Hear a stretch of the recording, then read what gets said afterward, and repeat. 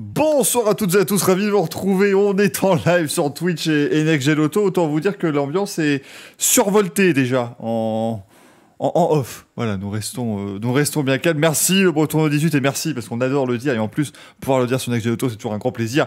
Merci à Camouflage Caca pour vos abonnements, ça fait très plaisir. Merci beaucoup. Et incroyable train de live qui va débuter, c'est une merveille absolue. J'espère que vous allez bien, on est prêt pour une nouvelle émission. Vous voyez quoi là, on est un petit peu serré, on est à 5 cette fois-ci, c'est assez extraordinaire. De retour et ça choque, hein, c'est incroyable. Hein, écoutez, la semaine prochaine nous serons 12. Alors non, mais allez, on peut tenter un coup quand même, on va tenter quelque chose. On va revenir évidemment sur les essais qui ont eu lieu à Barcelone, les essais hivernaux qui ont débuté pour 3 jours, d'essais hivernaux. Hein, Stéphano, des essais hivernaux, c'était très très bien avec toutes les équipes qui ont joué le jeu également, bien évidemment. Et puis on évoquera bien entendu la guerre en Ukraine, c'est évidemment normal. Non pas, on va pas vous faire un grand exposé géopolitique tout de suite parce que c'est pas trop le genre de la maison. Pas vous le cacher. Par contre, on peut vous dire un petit peu toutes les répercussions que ça peut avoir sur notre modeste petit monde de la Formule 1 notamment. Et on fera un petit peu le point avec tout ce qui est en train d'être dit, fait et envisagé. Merci à Rally50 également pour ton abonnement, ça fait plaisir les amis. Et merci aussi à l'ami Alex d'être avec nous, parce que ça fait un bail qu'on ne l'a pas vu. Comment ça va ? Ça va, ça va. Ben, ça va, heureux d'être ici pour une période qui est partagée à la fois entre l'excitation, parce que c'est toujours les essais de pré-saison, qui sera le meilleur. Alors on a plus une idée de qui ne sera pas le meilleur que qui sera le meilleur. Donc excitation d'un côté, et puis aussi futilité. On réalise encore mieux dans cette période que, comme plusieurs acteurs l'ont dit, la F1 ce n'est qu'un cirque, et qu'il y a un côté dérisoire par rapport à ce qui se passe ailleurs. Très clairement, hein, effectivement, c'est pour ça, comme on l'a dit, c'est notre bien modeste contribution, et voilà, c'est notre modeste sport, et rassurez-vous, on ne va pas en faire plus qu'il n'en faut, bien sûr. Comment va Franck ce soir, avec, comme d'habitude, un certain 456, décidément. Un jour, on va être sponsor, t'en fais pas, ça marchera. Salut tout le monde, c'est le hasard, j'ai même pas fait attention, j'avais ce polo aujourd'hui, donc je l'ai gardé, je trouve en plus qu'il va bien avec le contexte malheureusement. Hâte de débriefer avec vous effectivement ces essais de Barcelone, donc 3 jours de F1 2022, les toutes nouvelles F1, ça y est en piste, on les a toutes vues, ça a fait déjà bien parler, il y a des petites choses à dire tous ensemble je pense, et puis voilà effectivement la situation en Ukraine qui fait plaisir absolument à personne, et qui aura effectivement des répercussions sur la Formule 1, quoi qu'il arrive même si ça se résout positivement dans les prochaines semaines ou les prochains jours, ce que tout le monde espère. Il y aura quand même des répercussions à très long terme de cette crise. Ouais, bah, clairement, c'est sûr que ça va aller à des niveaux jamais vus, hein, bien entendu. Mais comme tu le dis, on espère bien sûr que ça se réglera vite et bien, surtout bien évidemment. Paul, comment va l'ami Paul également, que vous voyez en bas à gauche ? Comment va-t-il ? Salut Michael, salut à tous. Bah écoutez, ça va plutôt pas mal. Effectivement, le contexte en ce moment fait qu'on n'a pas forcément que la tête sur la Formule 1, mais bon, malgré tout, on est là pour en parler, donc content de vous retrouver pour débriefer les essais. Il y a pas mal de choses à dire, déjà quelques enseignements, et puis voilà. Si on peut essayer d'apporter un peu de bonne humeur en parlant de santé, c'est toujours sympa, même si, comme on l'a dit, on verra plus tard que voilà, la situation géopolitique a en effet des effets sur la Formule 1, malheureusement aussi. Ouais, hein, vous attendez pas un spectacle de Gad Elmaleh en deuxième partie non plus. Hein, ça va être ça va pas être simple non plus. Hein, on vous prévient tout de suite, mais on va quand même essayer d'être assez rigolo. Puis regardez, j'essaie de le pousser toujours, mais là maintenant il est revenu plus vers le centre, hein, puisqu'on est 5. Du coup, Manu est encore là. Comment ça va, Manu ?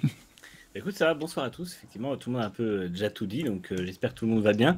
Je voulais juste rebondir sur le fait que ce ne sera pas un spectacle de Gad Elmaleh, tout simplement parce que nous, on invente nos textes, donc du coup, forcément, ce sera authentique. Ah, voilà, plus sérieusement, j'espère que tout le monde va bien. C'est peut-être un peu compliqué, mais effectivement, la F1 continue, et puis beaucoup de promesses, donc, et puis beaucoup à débriefer. Vous noterez qu'on n'a pas envoyé Paul en Ukraine ou en Russie cette fois-ci. C'est bien notre avec nous. Parce que j'ai dit non. En même temps, Franck, il y a les Jeux paralympiques dans 3 jours, donc il va falloir qu'il ressorte dans un avion, Paul. Là, ça va être compliqué. Il va falloir retourner du côté de Pékin. Attendez, hop, et voilà, je remets Manu. Voilà, je remets Manu un petit peu, un petit peu plus loin, voilà, comme ça, les gens ne seront pas surpris. Faudrait que tu arrives à mettre sous le menu, en fait, carrément. Genre, prêt à partir. Ouais, non, mais enfin, attends, parce que là, si on fait ça, il y a encore tout le monde. Arrête, on te voit toujours, c'est assez énervant. Ouais, tu vois, là, c'est très bien, mais. Je me cache un peu. Hop, là, il n'y a plus de Manu, c'est merveilleux. Voilà, donc, j'aime bien. Voilà, donc quelqu'un nous a demandé si on pouvait pas avoir un Michael Oren, puis en dessous. Bah, c'est très bien comme ça, voilà, moi j'aime beaucoup. C'est très classe, comme mise en page.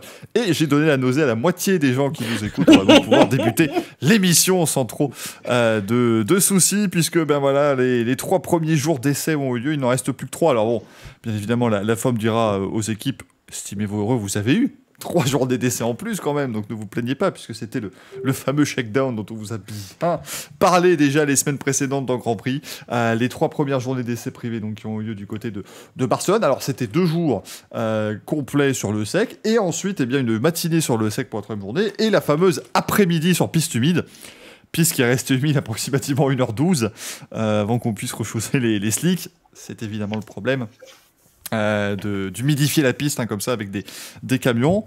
Cela dit, ils n'ont pas à se plaindre, puisqu'il y a quelques années, c'était la neige qui avait accueilli les équipes à Barcelone, et ça avait quand même roulé ce jour-là. Mais là, bon, écoutez, du très beau temps du côté de l'Espagne. Et puis, messieurs, je viens de me dire, je vais aller sur le site de la F1, tu vois, pour avoir des trucs assez carrés.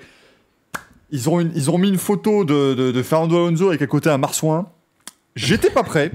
On va vous en parler du marsouinage, mais bordel de merde, Attendez, on va essayer de vous la montrer, celle-là, parce qu'elle est en normatif. Ah, évidemment. Ah bah bien sûr, on clique sur l'article, il n'y a plus la photo. Ah bah bravo la Formule 1. J'avoue. Ça rigole sur les droits. Ah c'est pire, oh la vache. Non, pas pris une espèce de con. Hop, et vous allez voir, attention, vous n'êtes pas prêts, hein, bien évidemment, mais c'est comme très régulièrement dans ces émissions. Quel enfer. Ils ont peut-être pris la meilleure voiture pour illustrer correctement tout ça. Cette belle Alpine. Il y a de ressemblance. Il y a quelque chose, hein. Ouais, c'est vrai que le bout du museau, il y a un petit... il y a un petit quelque chose sur le bout du museau. Moi, je trouve qu'on est plutôt pas mal. Il y a un aileron arrière, hein, pas mal.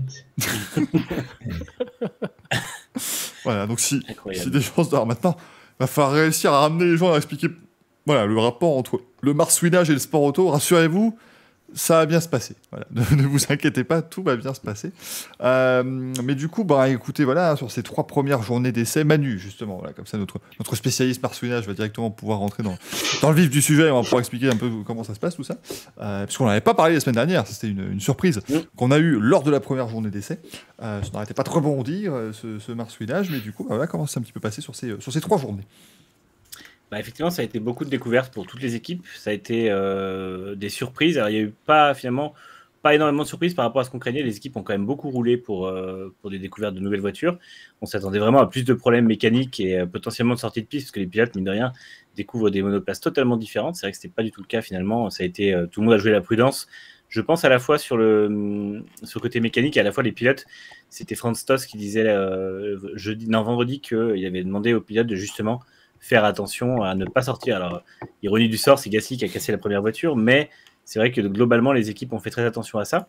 Et puis, effectivement, dans le rayon surprise, il y a eu ce fameux marsouinage qui a été le mot à la mode depuis jeudi sur la F1, et qui donc est un effet en fait, secondaire de l'effet de sol, avec en gros le trop-plein d'appui, puisque les voitures sont très près du sol, qui finit par créer un vide d'air et un décrochage de l'appui en fait, et qui crée ensuite de nouveau le phénomène de succion, ce qui fait que la voiture rebondit et perpétuellement sur une ligne droite. Donc on a vu l'image super impressionnante que la F1 a fait tourner sur la voiture de Leclerc notamment, et en fait toutes les voitures ont plus ou moins été affectées, voire certaines pas du tout, notamment McLaren, mais voilà, donc ça a été la grosse découverte. Normalement, c'est pas une grosse inquiétude. On devrait rapidement voir les voitures se stabiliser parce que les équipes ont compris d'où ça vient.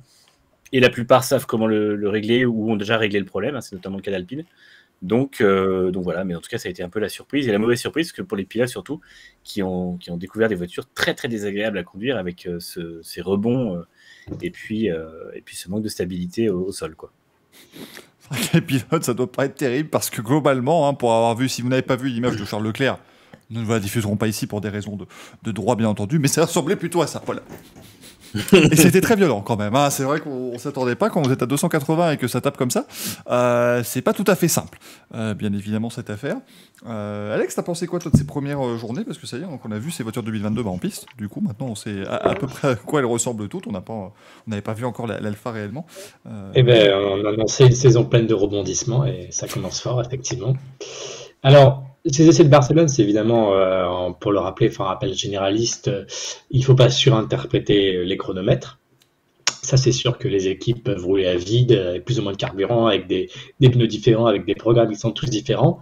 Il ne faut pas surinterpréter, ça ne veut pas dire non plus qu'on ne peut pas interpréter. Il y a déjà des enseignements à en tirer. Le classement le plus objectif qui pourrait exister, c'est le nombre de tours effectués, parce que avec 6 jours d'essai seulement et avec un nouveau règlement, les équipes n'ont pas le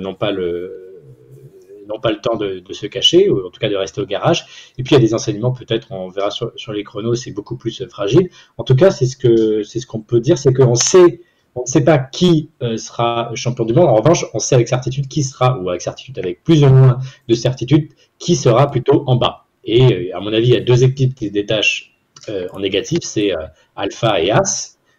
Un gros point d'interrogation sur Alpine. Et puis, sans trop de surprise, on voit Ferrari, Mercedes, McLaren, Red Bull. Ça alors, c'était les 4 premières au classement des constructeurs l'an dernier. Donc finalement, on n'a pas de réelle surprise. Par rapport à la hiérarchie l'an dernier, pour le moment, on n'a pas une équipe comme Mercedes ou comme Red Bull qui s'est totalement ratée. Voilà, c'est pas à Barcelone que la saison peut se gagner. En revanche, on peut savoir qui est en train d'être sur la mauvaise pente. Il n'y a pas forcément beaucoup plus à en tirer encore.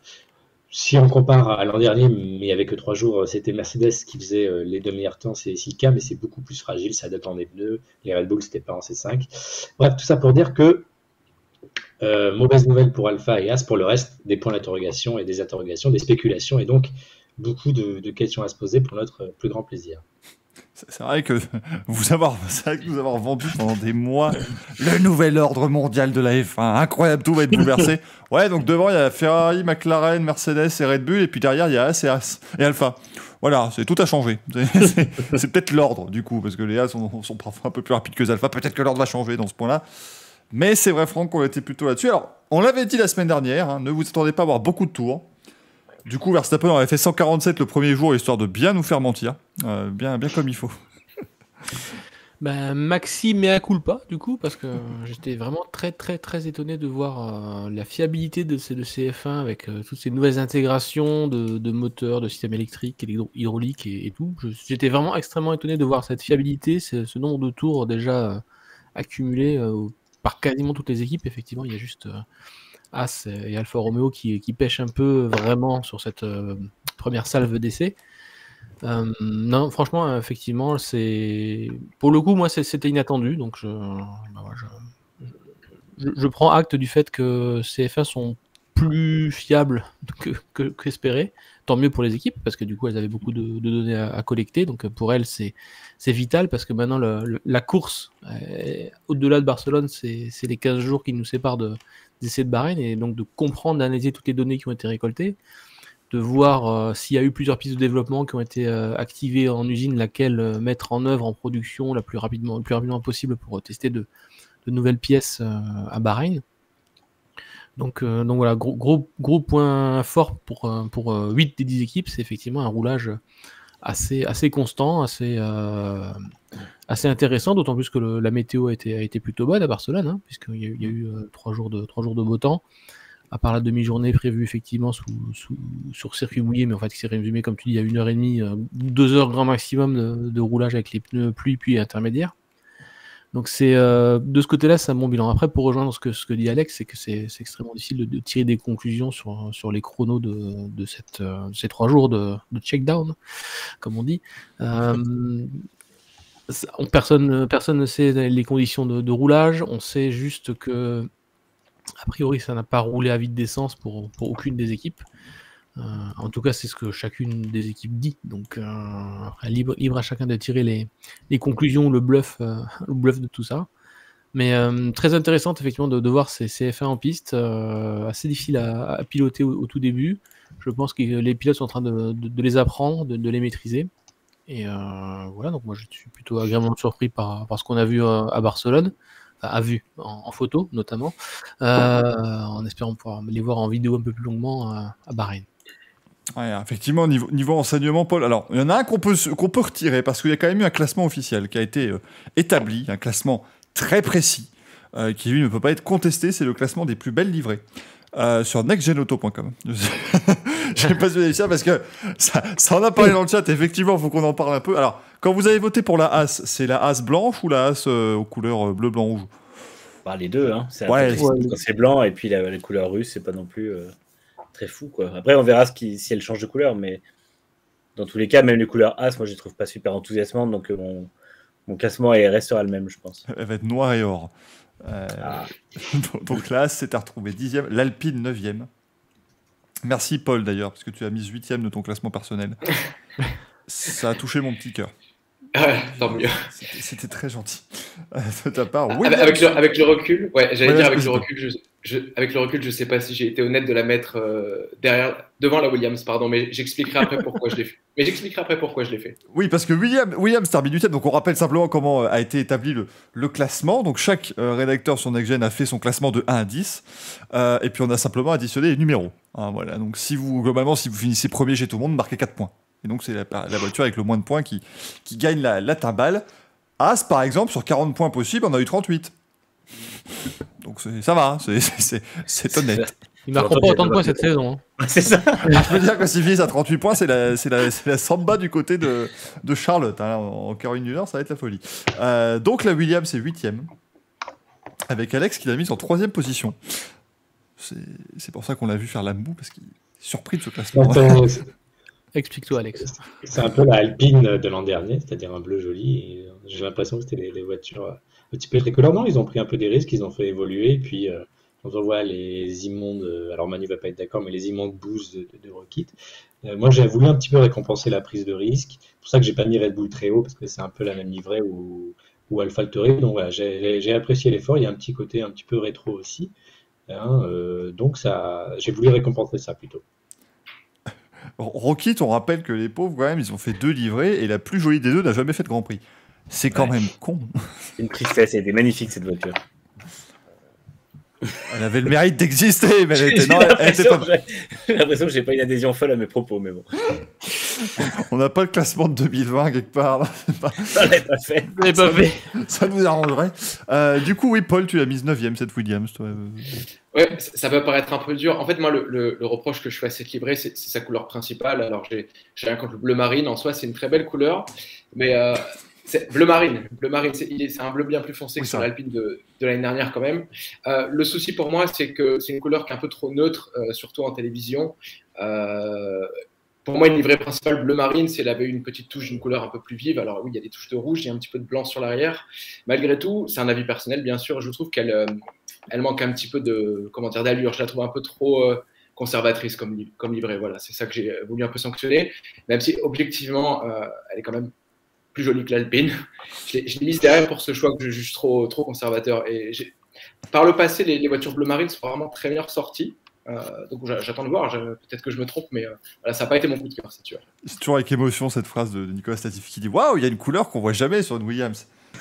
C'est vrai, une Williams rouge, ça n'a jamais existé. Williams toute rouge avec marqué Winfield en gros dessus.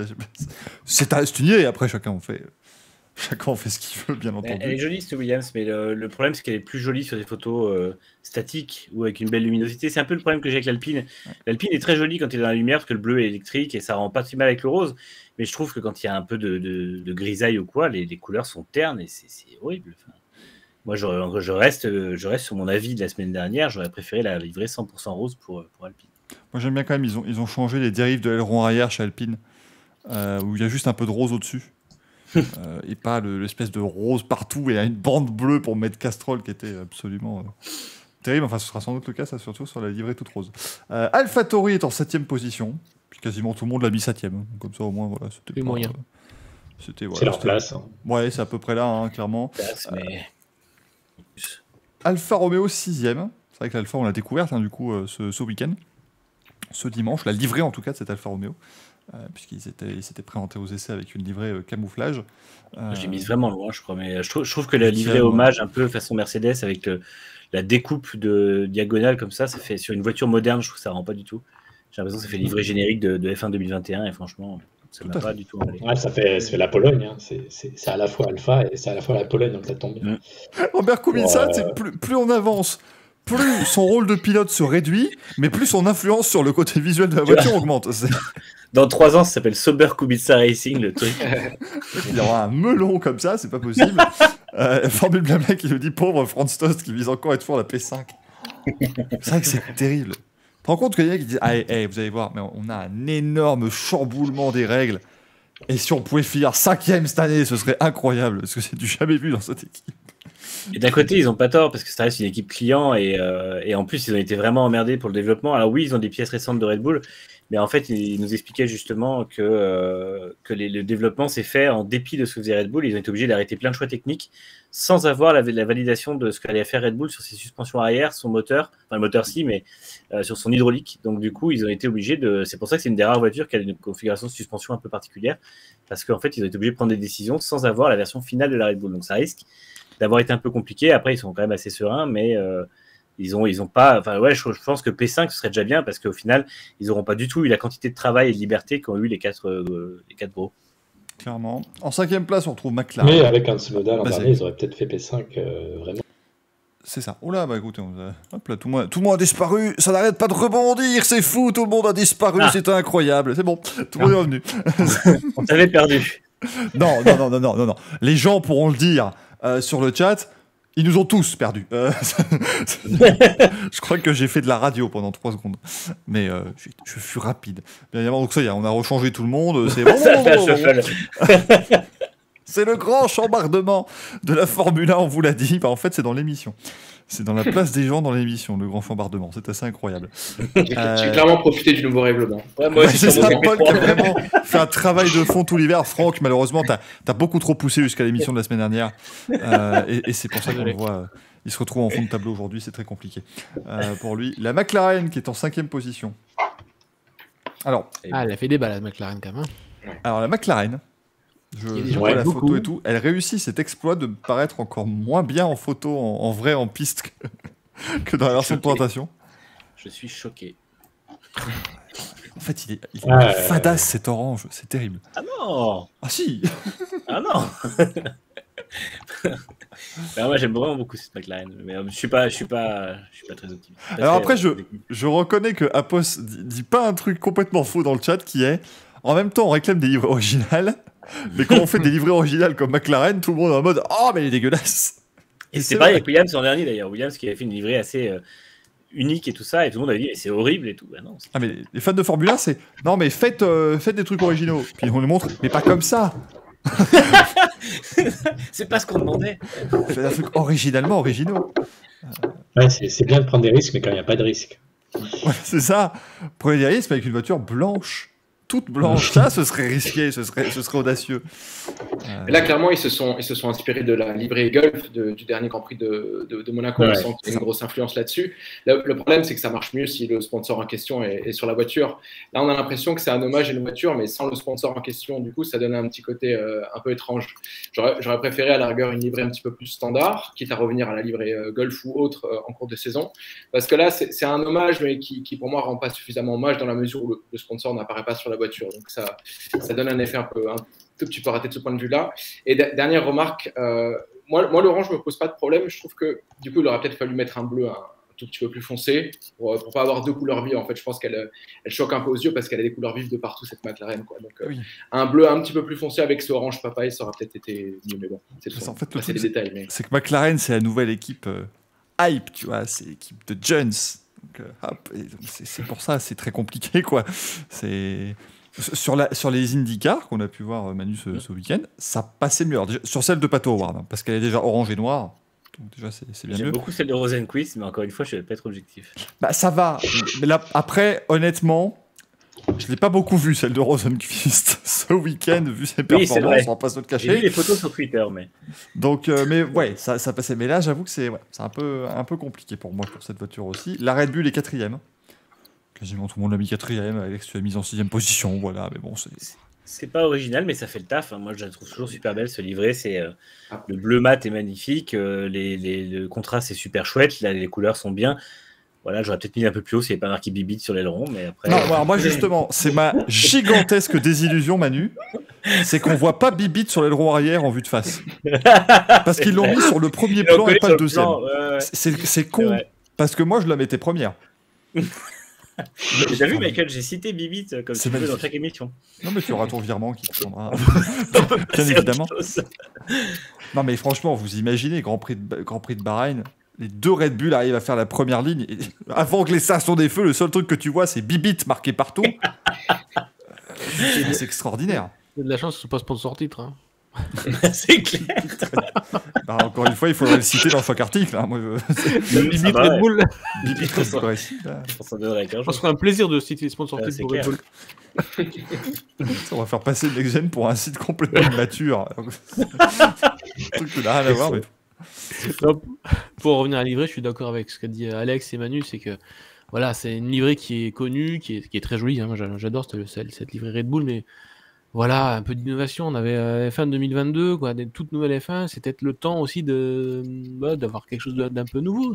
On a eu une super livrée blanche pour Honda en Turquie l'année dernière.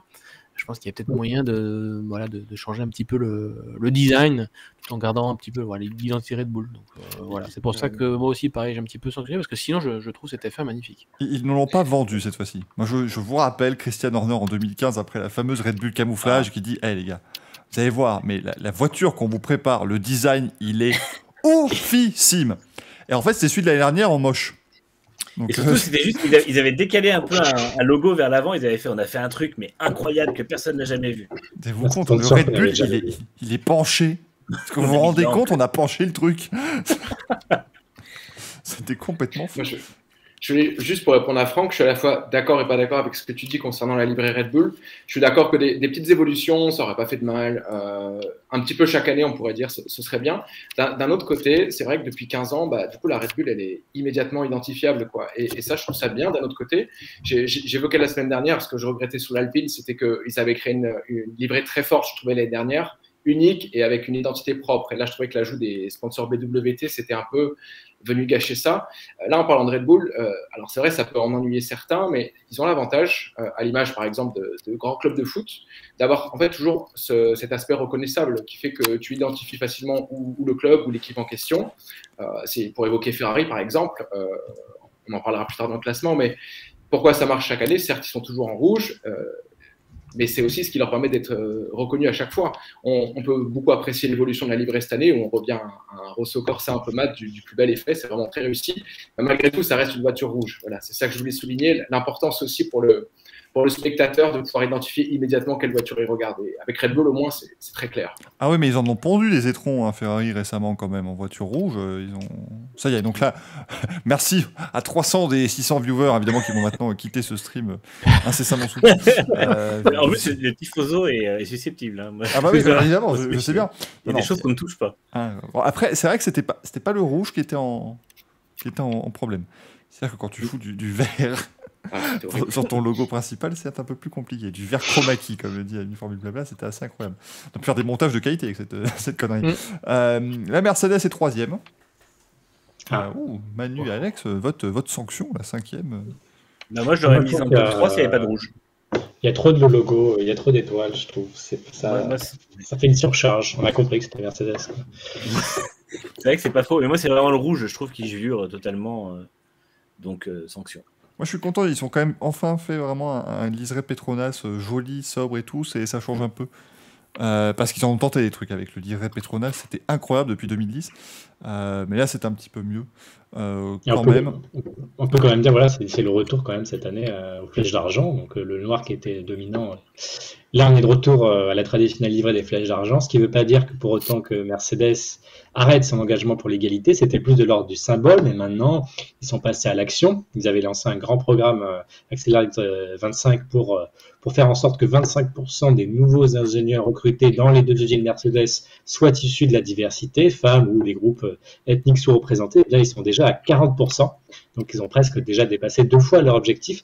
Donc tout ça pour dire que le symbole a peut-être disparu, le gris a succédé au noir, mais en tout cas au niveau des actes, ils sont largement en avance. Donc c'est la preuve que voilà, c'est maintenant ancré dans les mœurs chez Mercedes. Il n'y a plus nécessaire de le rappeler à tout le monde que Mercedes a vraiment agi sur le plan de la diversité, donc d'où le retour à l'argent. Effectivement, ouais, c'est flèche d'argent. Donc, George Russell pourra piloter sa première Mercedes en course depuis 2020 en gris, mais quelle connerie ce Grand Prix de Sakir. L'Aston Martin est deuxième. Juste quand même pour dire que Mercedes, Vas-y, du coup, même les combinaisons qui restent en noir.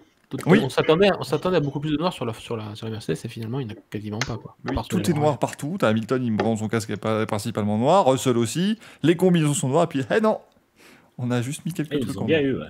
Ils nous ont bien, ouais. On s'est fait eu par Mercedes. Je crois comme ça on peut les ranger tous les deux dans le tunnel du fond plat, là. Hop, à gauche, à droite. On verra pas. L'Aston Martin, donc, il termine deuxième. Et Alex, tu l'as mise première.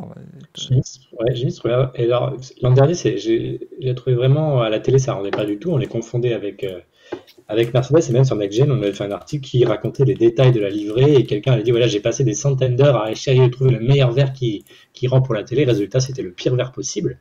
Et là, cette année, ils ont peut-être indiqué la sortie à la personne en question. Hein, c'était la seule personne qui a été non pas embauchée mais licenciée chez Aston. Et là, je trouve vraiment que ça... Alors, il y a peut-être un effet psychologique, c'est que c'était la première F1 qu'on ait vue. En termes de shakedown, c'est les premiers à faire un shakedown, donc il y a peut-être eu cet effet waouh, c'est les nouvelles F1. Mais moi, je trouvais vraiment que ça rendait bien avec ce petit jaune sur les côtés. Donc, ils partaient de tellement bas que je les ai mis tellement haut. Comme le decider de l'an dernier qui, tu sais, il s'écarte. Waouh, franchement, les gars, vous avez. Puis le premier Grand Prix de nuit. Avec autour de lui une AlphaTauri et une Mercedes, il s'est liquéfié, le mec. On est où, là? Non, mais c'est vrai que moi, malgré l'effet waouh de la première F1 qu'on a vue, à chaque fois que je vois des photos ou des vidéos, je la trouve toujours superbe. Le jaune est vraiment hyper bien intégré, parce qu'au-delà de la couleur qui est au côté hyper contrastant, je trouve que l'intégration de la couleur elle-même est vraiment très chouette. La nuance de vert est top. Globalement, il n'y a vraiment rien à dire sur cette voiture. Donc voilà, en plus, comme tu disais, Michael, le petit dégradé bleu Aramco à l'arrière est joli aussi. Donc globalement, non, c'est vraiment, vraiment réussi. Et je pense qu'elle va rester toute la saison dans les monoplaces qui font justement cet effet waouh avec à la fois des formes hyper originales et à la fois une couleur qui rend super bien. Faudra voir, mais c'est vrai que si on en croit les rumeurs et vu un peu le peloton en essai, pas forcément beaucoup de monde qui va le voir, se dégradé Aramco qui seront derrière les Aston, mais on espère que si. On demandera à Valtteri Bottas. Cette émission est officielle, nous avons craché sur Valtteri Bottas. On aura un interview bientôt, alors ça crée un peu. Mais... Bah non. Ils vont annuler finalement. Du coup, non. Pour t'envoyer un message, bonsoir, non. Et puis voilà, ça sera aussi simple que ça. Et donc la Ferrari est évidemment première, comme d'habitude, puisque nous sommes des fanboys absolus. Absolument. Non, mais elle a fini première dans beaucoup de sondages réalisés par différents sites, que ce soit anglophones ou même français. J'ai pu voir pas mal de choses qui sont sorties aujourd'hui ou la semaine dernière sur quel est votre livret préféré. Et les fans mettent clairement la livrée de Ferrari devant.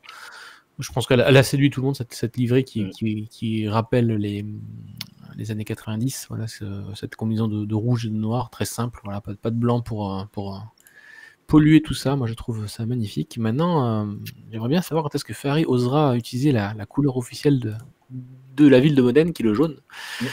Rappelons que si Ferrari court en rouge, c'est parce que l'Italie, à l'époque, courait en rouge, c'était la couleur associée au pays. Donc l'Italie, c'était rouge, bleu toujours pour la France.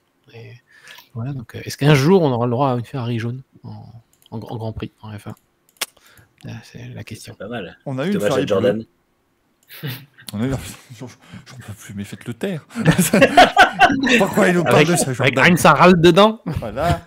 Et Damon Hill, il était bien, Damon Hill. Hein. Il fait une belle saison en 99. Une belle saison, Damon Hill. C'est bien rapide. 98, il était bien. Là, mais ouais. La Ferrari, pour moi, c'est vraiment la livrée 95. Donc, j'ai validé dès le premier coup d'œil. Nitram qui dit c'est juste du rouge et du noir, pas de motif, mais vu que c'est Ferrari, les gens aiment. Mais ouais, mais ça marche. On avait la Ferrari Pastèque avec du rouge et du vert il y a quelques années. Maintenant, on a la Ferrari Stendhal, rouge et noir. Jeune masse. Pour les gens qui ont un peu plus de culture, Alex. Hein, si tu... un petit peu quand même. Non, mais alors, honnêtement, je vous rappelle, moi aussi, c'est ma préférée, hein, la Ferrari. Et je peux pas blairer Ferrari à la base. Hein. Donc, moi, les années qu'Alonso a passé là-bas, c'était de la souffrance, pas que parce que. Pas uniquement parce qu'on perdait le titre à la dernière course, c'était un enfer. Non, juste parce qu'il était chez Ferrari. Donc, moi, les livrets Ferrari, je suis pas un énorme fan d'habitude, mais là, celle-là, faut dire qu'elle est quand même très très jolie. Bien évidemment. Si on peut faire un reproche à Ferrari, c'est de ne pas avoir recruté le Hülkenberg, et là, on aurait eu un magnifique numéro 27 à l'ancienne. Mais pas de podium, du coup. Pas de podium, voilà. Non, mais- Ils ont des ambitions de titre cette année, quand même, Ferrari. Donc, c'était peut-être pas la bonne idée, tu vois. Comme à une magnifique. époque dans les années 90, j'ai envie de dire. Hein. Et magnifique, même pas, parce que la typographie des numéros est, on va pas se le cacher, dégueulasse. En plus, là, ils auraient pu la mettre en blanc. Parce qu'en noir, comme ça, sur le rouge, c'est vraiment moche. Je trouve. Enfin, ça ressort pas, surtout. Mais bon, voilà, c'est une Ferrari, il y a forcément un truc qui marche pas des masses. Niveau livret, il y a toujours petit quelque chose sur lequel on peut... Même chez Mercedes, hein, le noir sur le bout du capot gris aussi, c'est pas très très visible, pas très lisible non plus. Ouais. Je plains un peu les spectateurs en tribune là, cette année. Donc pour effectivement voir les numéros, ils sont pas très gros, je trouve. Moi, je continue aussi de militer pour un placement des numéros obligatoires sur la partie descendante du museau, s'il vous plaît. Merci, Oui. parce que Oui. c'est un enfer. Mais peut-être les flasques bientôt, parce que les flasques, il y a des tests de flasques à LED, voilà, qui ont été faits à Abu Dhabi, je crois sur la McLaren, si ma mémoire est bonne. Et donc on pourra avoir un affichage permanent du numéro sur les flasques, avec même différentes informations sur le pilote et sur les pneus utilisés, par exemple. J'espère que ça arrivera en F1 assez rapidement. Ça pourrait être vraiment Comme le sympa. Dick Zohan chez Mercedes, c'est orienté vers le ciel. Alors les spectateurs qui survoleront la course en hélicoptère. C'est d'oligarques. Mais là, mention spéciale à AlphaTauri, parce que la majorité des équipes peuvent dire oui, mais vous comprenez, c'est un emplacement très important pour les sponsors. Donc, bon, les sponsors ont envie d'être affichés sur la partie descendante du nez, donc le numéro évidemment se relève. Mais alors AlphaTauri, je vais vous montrer ça. C'est-à-dire que ils se foutent de la gueule de qui là en nous disant on n'avait pas assez de place en plus bas. Vous pouvez pas mettre regardez. c'est pas possible. C'est vrai que Zach Brown te dirait c'est là où je mets environ 38 sponsors, donc je ne peux pas. Ah oui, non, mais et encore que McLaren, regarde, ils auraient pu le mettre en dessous de la sonde. Ils auraient pu faire un petit effort chez McLaren. Ils ont mis que 7 sponsors d'affilée là, sur le museau, donc il y avait encore un peu de place. Chez Red Bull, ça va. Enfin, il y a Bibit surtout, donc ça va être. On voit bien, hein, Bibit là. Franchement, non, c'est pas mal. Mais c'est un pont sur l'aileron arrière, tu vois. Alors après, je peux les comprendre parce que après, quand tu utilises le DRS, tu le vois plus. C'est ça. Je suis étonné de rien voir sur l'aileron arrière de la Red Bull. C'est une place pour un autre gros sponsor, peut-être. Non, mais là, ça commence à faire beaucoup, là, à un moment donné. Ils vont financer. Il y a Coucouille qui va arriver. Coucou. Vous savez que ça va être le projet de crypto-monnaie du Racing Café avec ces conneries. Lancer des coucouilles, vous n'allez pas être déçus. Vélo, comme on dit Formule 1. C'est vrai que ça va, le vélo, on le voit pas trop sur la McLaren. Et là, maintenant, je plains toutes les personnes qui nous écoutent en podcast. Quel vélo. Voiture, maintenant de vélo, mais qu'est-ce que c'est que ce merdier? Sur la garite, toi. C'est vrai que c'est un peu la taille des logos vélo sur la présentation, c'était vraiment n'importe quoi. En vrai, ça rend un peu mieux. C'était absolument affreux. Mais bon, ok, écoutez, la Ferrari était votre préférée. La Ferrari qui a très bien marché en termes de rythme, et qui a l'air d'avoir très bien marché en termes de roulage aussi. Finalement, il y a eu une panne impressionnante ces 3 jours. Il y a une voiture qui a lâché beaucoup de fumée. Bah, Laurent Rossi avait prévenu. C'était le plan, c'était le plan. Oui, mais alors, si tu veux, Franck, moi, ce qui m'énerve, c'est... Il a certes prévenu, mais quand on voit les résultats, qui sont évidemment à prendre avec des pincettes, mais là, on est parti sur un truc. C'est que l'Alpine, cette année, elle va casser à 3 courses sur 4. Elle panne. Mais alors, la 4e, je peux dire que celle où elle casse pas, elle finit 8e. Ah, ça va être impressionnant, hein. Le cynisme chez cette personne. Je pense que je vais faire un panneau alerte cynisme parce que je sens que ça va être spécial cette saison au niveau de Michael. Non, mais c'est moi encore une fois. Ça va bien se passer, Michael. Si elle se pète, si elle pète à 75% des grands prix, mais que le reste elle les gagne, je dis pas non, mais. Pourquoi tu vois pas la vie en rose? Oh là là. Ah bah manquerait pas. C'est pour remettre en contexte, donc comme il y a le gel des moteurs, donc qui va arriver là tout bientôt. Donc chez Laurent Rossi, enfin chez Alpine, on s'est dit, on va développer un moteur puissant, pas fiable, parce que c'est toujours plus simple d'arriver à fiabiliser un moteur que de le faire gagner en performance, puisqu'il y aura toujours des évolutions qui seront faites pour des raisons de fiabilité et de sécurité. Donc ils ont tout misé sur la performance et apparemment moins sur la fiabilité. Comme on peut le voir, avec cette explosion de moteurs. Mais il n'y a pas que ce signe qui est inquiétant chez Alpine. On a vu qu'ils n'ont pas roulé avec le DRS. Alors, ils ont dit que tout allait bien, que tout était prévu. Mais on peut se demander pourquoi c'est la seule équipe à faire ça. Il y a peut-être un problème dessous. Et puis, apparemment, ceux qui étaient en bord de piste, ceux qui étaient en bord de piste ont vu que voilà, il manquait aussi parfois de stabilité en entrée de virage. Alors en plus, quand tu n'as pas de DRS, normalement tu les entraînes quand même être un peu plus stable en entrée de virage de temps à autre. Donc effectivement, heureusement que ça fait 5 ans qu'il bosse sur ce projet, parce que s'il avait fait en dernière minute, 10 ans. 10 ans.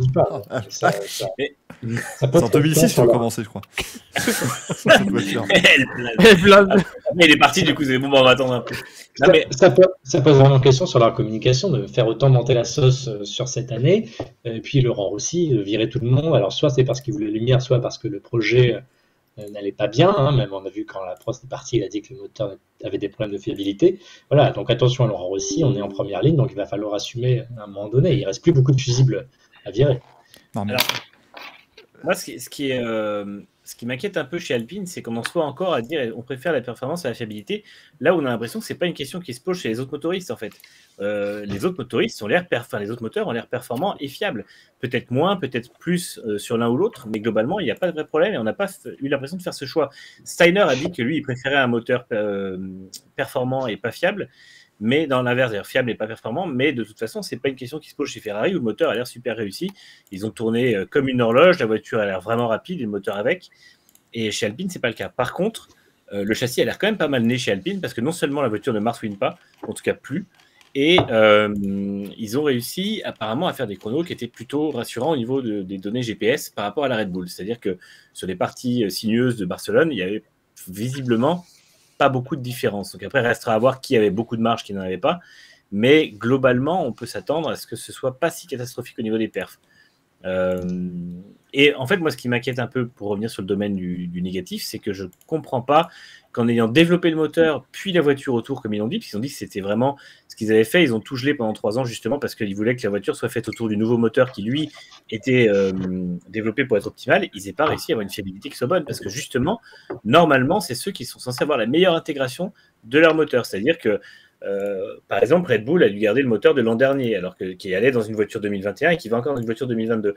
Eux n'ont pas pu mettre le moteur, le RE22 plus tôt, justement parce qu'il fallait une nouvelle voiture pour l'intégrer et qui répondent au règlement de cette année. Donc je ne comprends pas qu'ils n'aient pas directement atteint un très bon niveau de fiabilité et de performance. J'espère que la panne qu'on a vue à Barcelone n'est pas due à quelque chose de très grave, mais c'est vrai que si ce n'était pas dû à quelque chose de très grave, j'ai tendance à penser qu'il l'aurait provoqué un peu plus tard dans la journée et que ça n'aurait pas mis fin aux essais 5 heures avant le terme. Ouais, Manu, tu vas pouvoir sortir ton panneau. Faut pas s'inquiéter, hein. C'est des voitures toutes nouvelles, avec un dispositif DRS totalement nouveau, qui change complètement le truc. Mais c'est normal qu'on ne l'ait pas testé, il ne faut pas s'inquiéter. C'était pas prévu à aucun moment. Ils ont dû bien toucher surtout pas ce bouton. Ils ont dit qu'ils avaient eu peur des charges aéro que provoquait le DRS, mais en même temps, j'ai du mal à comprendre parce que pour moi, le DRS enlève de la charge aéro, puisque justement, il nettoie un peu la traînée de la voiture. Donc normalement, il n'est pas censé ajouter des charges. Donc, leur moteur est tellement puissant qu'ils n'ont pas besoin de DRS. C'est peut-être ça. Parce que tu es satellisé quand tu. C'est pas si mal les vitesses de pointe sans DRS, cela dit. Ah oui, c'est bien. Non. La puissance était là, mais oui, c'est ça qu'ils ont roulé avec une maquette d'aileron arrière de la FOM, ils n'ont pas compris qu'ils avaient le droit de mettre un DRS dessus, quoi. non, mais c'est ça. Puis alors, c'est-à-dire que si le châssis est pas top cette année, ils vont faire la technique Red Bull 2008 l'an prochain, c'est-à-dire qu'ils vont mettre un châssis qui casse comme du verre. Mais par contre, quand ça marche, j'imagine il y a eu une erreur de communication. Il y a Matterman, il est arrivé, il a fait excusez-moi, c'est quoi cet aileron? C'est celui que vous avez donné. Ah non, moi j'ai pas donné du tout celui-là. Bon, on va l'utiliser pendant 3 jours. Mais c'est vrai que c'est assez bizarre comme gestion des essais. Et en fait, ce qui est bizarre, c'est cette espèce de communication à écran qu'ils font où tout va bien, en fait. Donc, à la fois, on dit tout va bien, à la fois, à la présentation, on dit oui, déjà faire P5, ce serait bien, et on essaye quand même de faire mieux. Il y a beaucoup d'équipes qui visent la P5, et dont Alpine, alors que justement, elle plane, c'était quand même de dire au moins, on fait avec une nouvelle réglementation, on fait les podiums, quoi. Donc, C'est vrai que c'est beau parce que finalement, sur les 10 équipes, il y en a 8 qui visent la 5e place sur les constructeurs. Il va y avoir des déçus. Hein. Il y en a qui vont faire plus haut. Hein. c'est ça. Ah non, on a fini 3e, fait chier. Il faut les prévenir hein, parce que c'est ça en fait. Ils ont tout calculé avec les malus de développement et de temps de soufflerie. Et ils sont tous dit, 5e, c'est le sweet spot. Il faut se mettre là. Ils misent tous sur 2026, en fait. C'est ça. Voilà. C'est le dernier. On fait 5e, 3 ans de suite, on met de côté l'argent, on met de côté les temps de soufflerie. Alors là, je peux te dire que la voiture de 2026, ça va être incroyable. Laurent Rossi est tellement un visionnaire que tous les autres directeurs d'équipe vont en faire un plan sur son Grand Prix aussi. C'est possible. Ah ouais, non, mais là, va falloir que des Pour moins personnes décaler les les gagnent. plans, parce que sinon ça va pas le faire. Quoi. Il va falloir que des personnes les gagnent, c'est son Grand Prix. Parce que si tout le monde vise je la crois que ça va victoire être- dans son Grand Prix, Je crois que ça va être Non. ceux qui veulent la victoire maintenant. Je te la laisse celle-là, je te la laisse. non, nous c'est dans Moi, le j'attends sens. son Grand Prix. Nous ça fait En fait, 27 il- seulement, s'il te plaît, si tu pouvais. Passe. Puis là, As va tout gagner, ça va être domination de As avec une voiture toute blanche.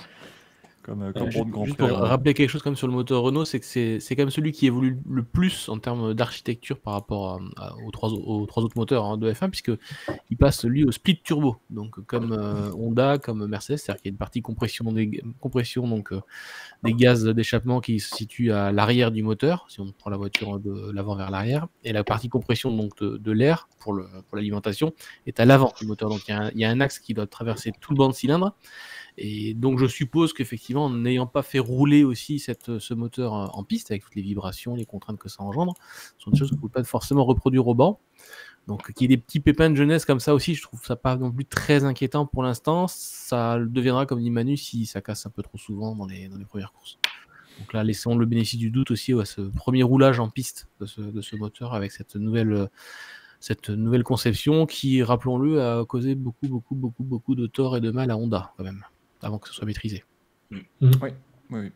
Mais si Fernando Alonso pouvait éviter d'être impliqué de près ou de loin dans un fiasco ressemblant à celui de Honda, ça m'arrangerait. Merci. Ah putain, on va jusqu'au bout. Non, C'est vrai que pour Alpine, on peut essayer d'être optimiste et se dire qu'il vaut mieux que ça arrive en essai maintenant qu'une fois dans les Grands Prix, qu'il leur reste 3 jours d'essai à Bahreïn pour corriger le tir. Mais comme le disait très bien Alex, il y a le gel des moteurs, donc c'était aujourd'hui, 1er mars, officiellement, que les moteurs et les boîtes de vitesse d'ailleurs étaient gelés, du moins pour la majeure partie du moteur. Il y a encore quelques composants qui seront gelés au 1er septembre. Et donc c'est vrai que là, le fait de terminer Barcelone sur ces problèmes techniques, c'est presque au plus mauvais moment possible, parce que c'est aujourd'hui qu'il fallait poser l'homologation du moteur, pardon.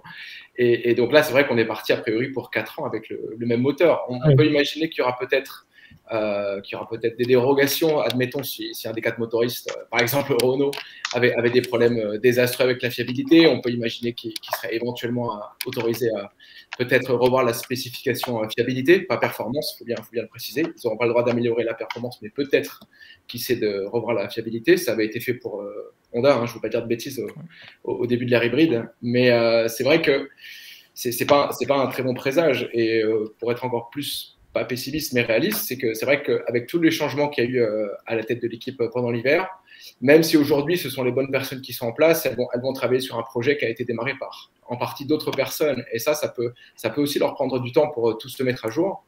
Et donc il faut voir si effectivement on est reparti sur une nouvelle énième période de transition pour Alpine. Je vous rassure, parce que comme le disait un grand philosophe, je ne sais plus c'est de son nom, mais rassurez-vous, maman travaille sur un moteur hybride, mon ange. Moi, j'ai un peu confiance pour eux, pas forcément en eux, mais parce que Zafnauer arrive, et que malgré tout, je pense que pour le coup, pour vraiment lancer l'opérationnel d'un tel projet, c'est vraiment la personne qu'il faut, parce que finalement, il ne fera pas de sentiment si jamais il y a quelque chose qui ne va pas. Il ira directement au but, et je pense que c'est important pour Alpine, qui en fait entre dans une phase où maintenant on n'a plus de temps à perdre. C'est-à-dire que là, quelle que soit la base de travail, il faut que ça progresse de toute façon, et il faudra que ça progresse rapidement pour tout le monde. Donc je pense que Zafnauer aura quand même des responsabilités là-dessus, et c'est possible que du coup ça aille mieux, sachant que lui pourra aussi aider à optimiser la répartition du budget, parce que ça c'est quelque chose qu'il sait faire avec des équipes qui ont peu de budget, pour justement savoir où il faut travailler et sur quoi sur quoi mettre la priorité. Donc j'ai un peu espoir en lui quand même. Manu, j'ai pas eu les mêmes infos moi, pour Zafnauer parce que moi j'ai lu que tout ceci n'était que pure spéculation journalistique sans aucune base réelle, donc je sais pas. Alors, je suis pas passé sur effectivement, il y a eu des démentis avant la confirmation, hein, donc il est bel et bien ici. Il est pas très content si on s'en tient à sa tête pendant la présentation, mais il est bien là. Oh, putain. Tête d'enterrement. Mais c'est vrai que oui, comme tu dis, l'avantage, il peut ne pas faire de sentiment puisqu'il arrive, il dit bonjour, allez, je sais pas qui vous êtes, donc moi j'en ai rien à foutre, ça dégage. Je suis David Ebrivio, ah pardon. Ah pardon, vous avez une place, bon enfin, allez sur votre trône doré. Je pense un conseil des ministres en Russie, moi, ce genre de choses. D'ailleurs, Laurent, on l'appellerait Vlad maintenant, Enstone. Oh putain. David Ebrivio, il arrive en bégayant en fait. Moi je pensais faire ça. Moi, j'ai suivi un jeune pilote en karting, il a l'air bien, oui. Que ça me fout. Pas de formule. Vous m'avez mis au placard. Qu'est-ce que ça fout? On recrute Alonso, point. C'est vrai que je peux imaginer celui qui avait l'Alpine Academy quand tu dis allez, nous on prend Alonso, il va avoir 40 ans. Ça va être bien. Ça va être bien pour les jeunes. Ça va être très très chouette. Mais bon. Les jeunes à 40 ans, fais gaffe à ce que tu dis. Hein. Bien sûr. Là, tu dis la pire phrase qui existe au monde, il dit mais c'est dans la tête tout ça. Cette phrase qui est absolument horrible. Et qui est dite que par des jeunes, hein, tu remarqueras. Attends, t'as que des gens de 18 ans qui disent non, mais attends, c'est dans la tête l'âge. Bah non. Moi j'ai mal aux articulations le matin. C'est comme ça que ça se passe. Non, bon, on leur souhaite, honnêtement, on espère le meilleur pour Alpine, mais bon, moi je vous avoue, je préfère. Cela dit, je préfère que ça se passe comme ça. Hein. Moi j'ai aucune attente pour Bahreïn. Je me dis déjà, s'ils font 3 jours d'essai sans rien casser, ce sera un miracle. Le problème, c'est qu'ils ont placé la barre eux-mêmes. C'est ça l'erreur de com. Et du coup, on attend beaucoup de choses, même s'ils essaient de rétropédaler en disant c'est la 5e place, c'est les 5 Grands Prix. Ils ont fait tellement de communication que forcément, le moindre pépin, on va le surinterpréter en rigolant. C'est pas du tout ce qu'ils ont prévu. Mais c'est eux-mêmes qui se sont mis dans leur propre piège. Donc, bien fait. Ils ont placé la barre Honda, comme dit Tram. C'est très bonne force. Je sens que Michael, dans 6 mois, tu vas être comme Dewey dans Malcolm. Tu vas faire je m'attendais à rien, mais je suis quand même déçu. Ah oui, non, mais c'est. Là, pour vous dire à quel point je suis optimiste, je pense que s'il y a une voiture en Q3, je sors le champagne. Vraiment, je m'attends tellement à rien. Ça pourrait être Enzo, ça m'arrangerait. Non, je m'attends vraiment pas à grand chose de la part d'Alpine. Après, encore une fois, on ne peut pas juger les performances pour l'instant, mais. Voilà, ils ont pas de clients, donc encore moins pratique pour tester la fiabilité. Ça, c'est vraiment le gros problème. Andretti arrive dans 2 ans seulement. Peut-être. Non, demain on va demander à Mario Andretti, il te donnera l'adresse exacte de l'endroit où ils vont construire l'usine.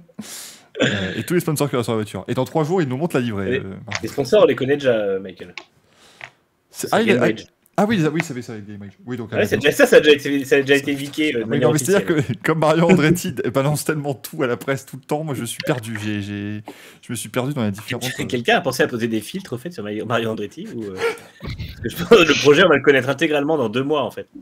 Il dévoile les plans de la voiture. Non, mais j'aime beaucoup parce qu'en plus, il avait fait l'interview avec un youtubeur David Lane et il dit oui, non, mais vous savez. J'en ai discuté. Il a téléphoné à son fils, a dit ouais Michael, je vais dire ça à la presse. C'est même pas genre est-ce que je vais dire ça à la presse, ça te va... Bah oui, maintenant. C'est une aubaine pour Michael Andretti parce que ça montre en fait, il y a tellement de choses qui sont déjà décidées et enclenchées que ça montre la solidité du projet et ça évite les spéculations comme ce qui a commencé à avoir à Barcelone où Mercedes a dit oui, il faut qu'ils aient des garanties, etc. Et où tout le monde dit ouais, de toute façon c'est un projet bancal de plus. On a vu beaucoup d'équipes essayer de venir en F1 et se cracher. Eux, ils viennent avec un projet qui est hyper fiable. Et en fait, en sachant tout ça dès maintenant, personne n'aura d'objection à ce qu'ils viennent et personne ne comprendrait que la FIA mette un veto. Donc la FIA est au pied du mur rapidement et n'aura pas le choix que de leur donner un accès. En fait. Donc je comprends cette communication, même si du coup, on sait absolument tout à l'avance. Quoi. Alors, voilà, clairement. C'est ça. Le Blizzard 69 nous dit pas sûr s'il rachète As. S'il rachète As, il n'a pas l'obligation de garder Ferrari. Après, il fait un peu ce qu'il veut. C'est pas vendeur. Et puis voilà, As en plus, il pas vendeur. Ça lui coûte cher, mais en fait, là, il vient de se rendre compte qu'on rentre dans la phase de la F1 où de toute façon, il va commencer à gagner de l'argent avec son équipe, surtout lui avec son fonctionnement, où finalement, la voiture n'est pas du tout fabriquée par As. Il n'y a pas de R&D chez As, en fait. La R&D, c'est Dallara qui l'a fait en tant que client de As. Ferrari fait le reste de la R&D et de la conception en tant que client de As.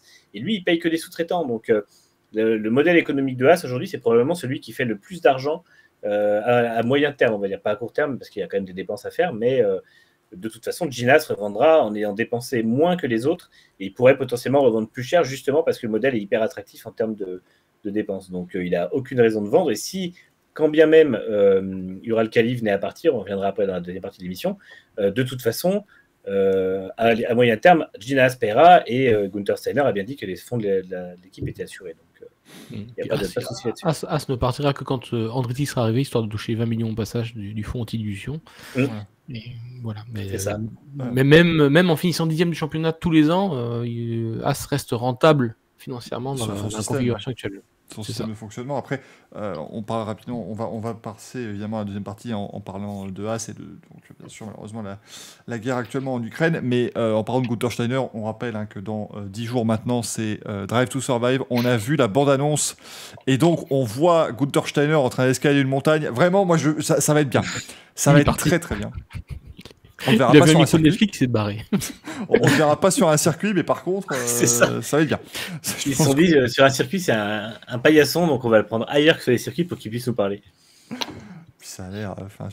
J'avoue, c'est terrible, parce que je l'ai regardé, le trailer, je l'ai mis sans le son. Je me suis juste fié aux sous-titres, mais j'ai lu la partie de Will Buxton comme il l'a certainement dite. Donc, mais non, la partie de Will Buxton, c'est Christian Horner qui l'a dit. Hein. Ah bon, ils ont dit Will Buxton. C'était marqué. Ah, parce que en fait, c'est bizarre, la voix, on dirait qu'elle s'enchaîne avec celle de Horner. Donc, non, mais tu vois, moi, j'ai regardé que du coin de l'œil. Donc, parce qu'il y a un enchaînement. Il y a un enchaînement avec Christian Horner qui parle aussi de ce qu'il faut, enfin, tout ça. Mais tu vois, j'ai même pas reconnu Will Buxton. J'avais vu, dans le sous-titre, ils avaient mis Will Buxton. J'imaginais que il y a eu une pause entre les deux phrases, très certainement. Oui. Si je rebondis sur les essais, il y a Hyper Driver qui nous dit il y a une équipe dont personne ne parle en bien et en mal, c'est Alpha. Ah si, moi je veux en parler en mal, c'est que Alpha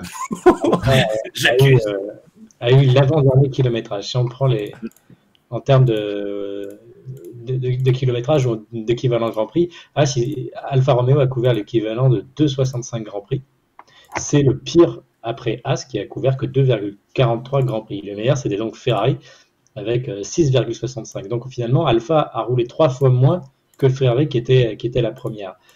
Et surtout pour l'infortuné Bottas qui lui a pu faire 3 tours et puis s'en va dans son Alpha. Donc on a quand même une hiérarchie quand même qui s'assort. Ça veut dire que Alpha, eux aussi, ça fait partie de toutes les équipes qui ont dominé cette année depuis des années. Et finalement, on se rend compte que c'est pas du tout le cas. Il y a un gros écart, il y a un gros gap entre Alpha et Alpine. Alpha, c'est 2,6 Grands Prix couverts au total, et Alpine, c'est 4. Puis après, on a Aston 4-4, Alpha 4-6, Williams 5-2, Red Bull 5-4, McLaren 5-5, Mercedes 5-9. Et Ferrari qui a une bonne longueur d'avance en termes de fiabilité et de roulage, d'où leur côté un petit peu aussi favori. Mais on a quand même un écart de 1 à 3 presque entre le premier et le dernier qui est assez conséquent. Donc pour moi, il y a les deux clients Ferrari qui ferment la marche et Ferrari qui est tout devant. Alors je ne sais pas si on leur donnait les mêmes pièces, etc. Mais voilà, il y a de quoi être inquiet pour au moins 2 équipes si on devait faire un bilan. C'est vrai que chez Alpha, il y a Zhou s'en est plutôt bien sorti. Il a tapé sur les bons moments pour pouvoir rouler là où ça cassait pas trop. Bon, pour Valtteri Bottas, c'est une entrée malheureusement décevante pour lui dans l'équipe, mais il aura d'autres occasions de rouler lui sans aucun souci. Celui qui vraiment pas des pots cassés, et c'est Kubica et son sponsor Orlen qui paye très très cher pour être sur la F1, et Kubica n'a pu faire que 9 tours la matinée du premier jour. Donc, sur une livrée camouflage en plus. Donc personne n'a vu Orlen. Ouais. Donc on laisse Kubica rouler, c'était le seul pilote réserviste à rouler lors des essais de Barcelone. Toutes les autres équipes ont fait rouler que leur titulaire. Et en plus, il ne fait que 9 tours, et Robert Kubica n'aura pas l'occasion de rouler en Libre 1 cette année.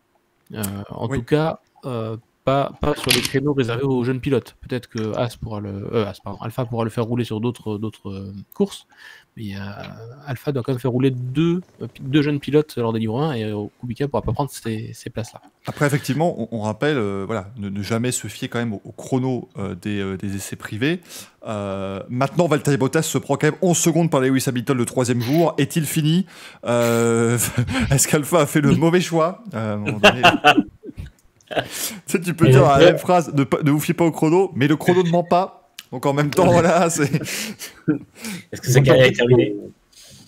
D'autant plus qu'il ne faut pas suivre ce chrono. Alors l'an dernier, même après Bahreïn, on avait 2 Mercedes en tête. Ici, on a 2 Mercedes en tête, Hamilton et Russell. Mais encore une fois, on ne sait pas les quantités de carburant. Les pneus, en fait, Pérez, il était à 4 dixièmes de Hamilton, mais en C4, donc ça ne veut pas dire grand-chose. Les Ferrari n'étaient qu'en C3.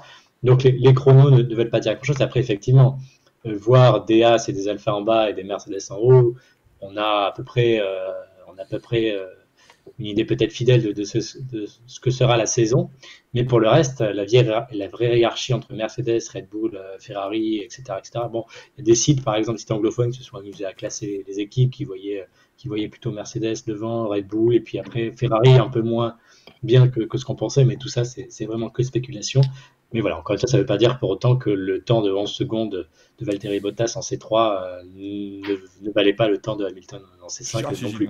Pas non plus tomber dans l'extrême inverse. Je vous laisse l'analyse, les amis de Next Gen. Moi, par contre, je vais faire les jugements à l'emporte-pièce. Ne vous en faites pas, je suis là pour ça. Le polémiste. Non, mais moi, par contre, c'est George Russell qui a dit que pour lui, Ferrari et McLaren étaient devant Mercedes et Red Bull. Donc après, c'est un avis comme un autre. Pour l'instant, lui aussi, c'est la spéculation au final, puisque, comme le répètent très très prudemment tous les directeurs techniques et sportifs des équipes, on ne sait pas ce que valent les autres et on ne sait pas où on est les hiérarchies. N'empêche qu'effectivement, il y a quand même des tendances qui se dégagent. Et les Ferrari et McLaren ont fait forte impression en termes de fiabilité et apparemment en termes d'équilibre, parce que les deux voitures ont l'air vraiment super bien nées, pourtant avec des philosophies totalement différentes. Et Mercedes et Red Bull seront au rendez-vous, puisque de toute façon, il y a déjà énormément d'évolutions prévues sur les deux voitures. Red Bull, a priori, va amener un package complètement différent à Bahreïn, et Mercedes va amener beaucoup de nouveautés, là où Ferrari apparemment prévoit plutôt une voiture assez stable en termes de pièces, peut-être plus d'évolution pour la première course à Bahreïn. Donc ça va encore bouger et on aura encore des possibles surprises. Mais après, effectivement, les top teams restent les top teams. Il y aura peut-être juste effectivement un quatuor d'équipe en fait qui va plus se partager les victoires et les accessibles, mais ça reste. Puis peut-être Aston, hein, ils ont souvent fait des miracles, enfin Force India, Racing Point, avec des petites structures. Maintenant qu'ils commencent à avoir de l'argent et qu'ils ne sont pas pénalisés par un changement de réglementation comme en 2021, peut-être qu'on peut avoir une bonne surprise de ce côté-là, on ne sait pas. Moi, c'est entre mouillé, mais je pense que Mercedes a dû prendre une longueur d'avance par rapport à leur développement qui était moindre en 2021 par rapport à Red Bull. Donc peut-être qu'ils ont pris de l'avance sur ce côté-là. Peut-être que Ferrari aussi en sacrifiant 2021 et puis en ayant aussi plus de temps de soufflerie.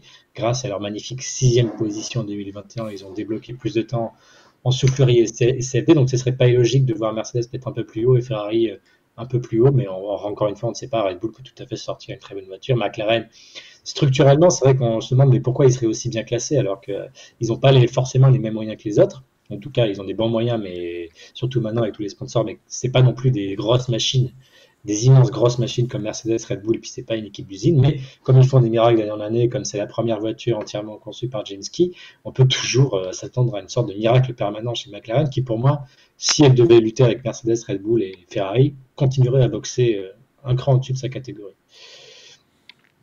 C'est très juste. J'avoue que là, moi, je suis soufflé parce que je n'ai rien à rajouter. Non, c'est exactement ça. Après, c'est marrant parce que du coup, on en vient à considérer Red Bull comme une équipe d'usine, alors que pourtant, techniquement, c'est exactement le même statut que McLaren. Mais c'est vrai que ces dernières années, la tendance montre justement que Red Bull a quand même ce côté équipe d'usine, parce que oui, ils ont un motoriste déjà qui est le leur. Et puis, mais cette année, ils ont quand même une exploitation qui est un peu plus privée du moteur. Mais bon, après, surtout, ils ont Adrian Newey, et mine de rien, Adrian Newey, c'est un peu de risque que ça se passe très mal, mais beaucoup de garanties que ça se passe très bien. Et au final, on a l'impression que la voiture est quand même déjà plutôt du côté ça se passe bien. Alors après, quelques petites réserves, la voiture a l'air très complexe, et je ne sais pas ce qu'ils ont fait, mais en tout cas, les pontons, justement, avaient l'air un peu bizarrement finis. En tout cas, alors, je pense que la voiture est encore en cours de développement. Donc, à voir si elle ne dégageait pas un grand sentiment de solidité. Et on a même vu la carrosserie s'abîmer parce qu'il y avait un capteur sur le ponton. Donc, après, à voir. Je pense que ça les problèmes de poids, et Mathieu le dit justement sur le chat, c'est qu'on parle de qui est la hiérarchie, mais en fait, évidemment, ça va dépendre des circuits. D'autant plus qu'on a des solutions tellement différentes. Il y a des solutions tellement différentes entre les voitures que oui, l'idée de vraie hiérarchie finalement sera mouvante comme souvent, surtout avec les évolutions, les circuits qui changent. Ça va être intéressant pour nous parce que on pourra les débats qui a la meilleure F1 auront encore moins de sens que jamais. Encore une fois, ça ne veut pas dire que Alpha aura la meilleure F1, mais ça va être très très mouvant. Oh, putain, mais t'en fais quelque chose, Le scan gratos. T'as Julia qui tombe en panne ce matin, c'est quoi le... Non, il n'a pas digéré la présentation dimanche matin, lui. Je les ai mis les plus hauts dans ma classement de livret, donc je les trouve lents mais jolis. Je vais pas vous le cacher, c'est vrai que la présentation Alpha, je l'ai vu en différé. Hein. Moi, j'étais pas là, J'ai bien senti en direct. Mais bon. Oh la vache, c'était violent. Par contre, Manu, moi juste te corriger, mais Red Bull est une équipe d'usine, puisque je vois Red Bull Racing, Red Bull Powertrains, pour moi c'est le même nom. Je ne vois pas en quoi... Red Bull Power HRC Made in Sakura ou un truc comme ça. Mais... Ça va être bien, hein, parce que donc, du coup, parce qu'on a les noms de châssis évidemment hein, sur la liste des engagés officiels, ça va être bien à écrire Red Bull Racing, Red Bull Powertrains. On va être chouette s'ils veulent l'écrire comme ça. Sur Degen, on a déjà abrégé, hein, Red Bull Racing, RBP. C'est très bien, évidemment, voilà, ça marchera super bien. Les Aston Martin, Aramco, Mercedes vont être très bien aussi. C'est pas long comme nom, ça se dit tout seul. Tu as oublié Cognizant en plus. Ah, c'est pas dans le nom du châssis, fort heureusement. Parce que, ouais, non, ce sont. Ah oui, non, c'est le nom de l'équipe, exact. C'est le nom de l'équipe, ouais. Ce sont les seuls, évidemment, à avoir leur nom de l'équipe qui tient sur 2 lignes, sur la liste des engagés officiels. Parce que, en 4 mots. Bycrack. C'est vrai que j'ai hâte, franchement. Parce qu'imaginez, Aston gagne une course cette année. J'espère qu'ils vont faire monter Mike Crack sur le podium, quand même. Ah bah, il faut. Ce serait très, très chouette. Pouvoir montrer au monde entier Mike Crack. Ce serait quelque chose d'assez incroyable. D'ailleurs, ils auraient dû rajouter à la fin du nom de l'équipe, genre Aston Martin, Cognizant, Aramco, machin, by Mike Crack, tu vois, comme ça aurait été vraiment le nom absolument parfait. Alors, en conférence de presse, on a demandé Do you know Daniel Prévost? Mais qu'il dit the same thing, hein, with mon cul. C'est not the same, et ça marchera très bien. Et Crack, je pense que lui, ça va nous faire notre année, hein, bien évidemment. Ouais, c'est sûr. De voir, C'était... Non, le Crack, non, pourtant. Décidément. Avec Bibi, tu peux faire crac-crac. Cette émission part en couille. Oui, évidemment, mais ça fait bien longtemps. Mais on s'en rend compte beaucoup plus tard. Sans transition, la guerre. C'est ça. Et maintenant, la guerre mondiale dans le monde, bien évidemment. L'amour dans la gueule. Quel enfer. Non, mais juste avant de passer à ce volet, où on a eu d'ailleurs des nouvelles informations ce soir grâce à la FIA, il y a un post aussi qui demandait, suite à ces essais, j'ai cru entendre qu'il y aurait des choses limites légales sur la McLaren, mais je n'ai pas trop confiance sur la personne et la chaîne où j'ai entendu ça. Alors, part du principe, si t'as pas confiance, c'est que c'est sans doute faux. Est-ce qu'il y a du vrai là-dedans ou est-ce que c'est encore n'importe quoi? Ça nous est pas arrivé aux oreilles, en tout cas. Il y a apparemment des équipes qui ont décidé de flirter avec les limites de l'esprit du règlement, ce qui ne veut pas dire les règlements, c'est-à-dire que c'est une nuance, mais c'est une grosse nuance, parce que en fait la F1 se tient prête à interdire toute nouveauté ou mise à jour qui ne serait pas dans l'esprit du règlement, c'est-à-dire qui contournerait ce que la F1 veut faire avec ces nouvelles voitures, c'est-à-dire des voitures qui ne provoquent pas trop de traînées, qui permettent de suivre et tout ça. Donc si une nouveauté est jugée allant contre ça, la FIA se donne le droit de l'interdire et de ne pas l'homologuer. Mais là, pour l'instant, en fait, ce serait par rapport à ça que certaines équipes seraient à la limite, mais encore une fois, c'est plus par rapport aux évolutions à venir, apparemment, que la base de voiture, toutes les bases de voitures sont homologuées et largement légales. Donc. Oui, je rajoute juste que ce que dit Manu est très très, très vrai, c'est que la F1 s'est dotée effectivement d'un ensemble de règles qui permet de réagir presque d'un Grand Prix à l'autre sous la nouvelle gouvernance et à partir de cette année. C'est-à-dire que si on voit des choses qui sont... imaginez un F-Duct, style 2011, qui sortirait aujourd'hui, ou un DAS, ça serait des choses qui pourraient être bannies tout de suite, ou au bout de quelques courses à peine, si c'est plus compliqué à enlever d'une F1. Donc ça, c'est une bonne nouvelle, entre guillemets, pour les amateurs de F1 qui voient des choses... Voilà, par exemple, un double diffuseur qui aurait tenu toute la saison 2009, ça n'aurait pas été possible avec cette nouvelle gouvernance, ce genre de choses.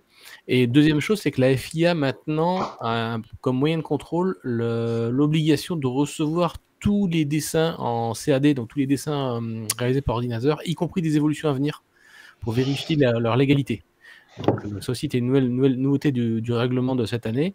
en termes de vérification technique pour la FIA, ils peuvent aller beaucoup plus en profondeur sur ce que les équipes font, et gare aux équipes qui envoient des CAD qui ne seraient pas conformes aux pièces produites après. C'est l'exclusion du championnat. Donc Franck, tu veux quand même nous dire que si suivre la F1 n'était pas déjà un enfer au niveau rumeur, là, pendant toute l'année, on va avoir le droit à des... Alors, écoutez, je vous dis ça, chez McLaren, c'est le branle-bas de combat. Ils ont envoyé leur dessin et on leur a dit non. Mais ça vient de mes sources. D'ailleurs, Otmar Zesnauer, qui est habitué à taper sur Renault, il va faire comment maintenant qu'il est à la tête de l'équipe? Il va falloir... C'est peut-être pour ça qu'il tire la gueule. Moi, il pourra plus porter réclamation. Il a vu les gens entendus, il a fait merde. Oh là là. Non, la première chose qu'il a demandé à faire, c'est d'avoir les fonds plans en Italie. Ce qui pose la question, c'est est-ce que la FIA a les ressources humaines pour surveiller tout ça? Parce qu'il va falloir du monde, etc. Et puis, deuxième question, c'est aussi les transferts de personnel, comme Butkowski qui était passé de la FIA directement chez Alpine. Est-ce que ça sera d'autant plus critique qu'il y ait des périodes de mise au placard, etc., des périodes de mise en réserve? Parce que les postes de directeur technique ou les postes techniques à la FIA, ça va devenir absolument attractif pour les équipes de leur faire un Pandore, et peut-être qu'ils partiront sans faire exprès avec des photocopies, mais ça va devenir très très sensible. Donc ça, moi, des disquettes. Il y a un gars de la FIA, il va sortir avec un attaché caisse rempli de photos. Bonjour. Il va partir tout penaud.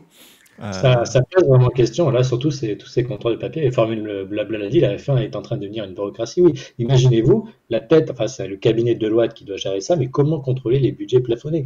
Vous prenez, il y a une machine à café chez McLaren, est-ce que ça compte, etc. Non, les bien-être pas ça, mais ça doit être un enfer en termes de reporting de toutes les dépenses. Est-ce qu'on est vraiment sûr que tout est bien contrôlé? Parce que, encore une fois, on a des budgets plafonnés qui sont à 140 millions de dollars, avec une inflation qui est 6% au Royaume-Uni, donc ça fait vraiment une baisse terrible en termes de valeur réelle. Une inflation qui est de 6% au Royaume-Uni, de 3% en Italie, ça veut dire que Ferrari et AlphaTauri ont un bonus de 3% de budget par rapport aux équipes anglaises. Et moi, je suis persuadé qu'un jour ou l'autre, on va avoir des retraits de points, même alors imaginons le pire, des titres sur tapis vert, parce qu'on se sera aperçu qu'une équipe aura plus dépensé que prévu par le plafond. Donc, il y a des sanctions prévues, retrait de points, exclusion. Alex, moi, je m'étonne. Pas de rouble, hein. Alex, c'est bien Deloitte qui s'occupe des budgets plafonnés. Non, c'est Deloitte qui a surveillé tout ça. Mais avec quels moyens? Ils sponsorisent quelle équipe, Deloitte? Pose une question innocente, mais bon. Ouais. On les a vus sur McLaren. C'est vrai. Et donc, voilà. D'ailleurs, cette Deloitte a déjà commencé à soulever le sujet de l'inflation.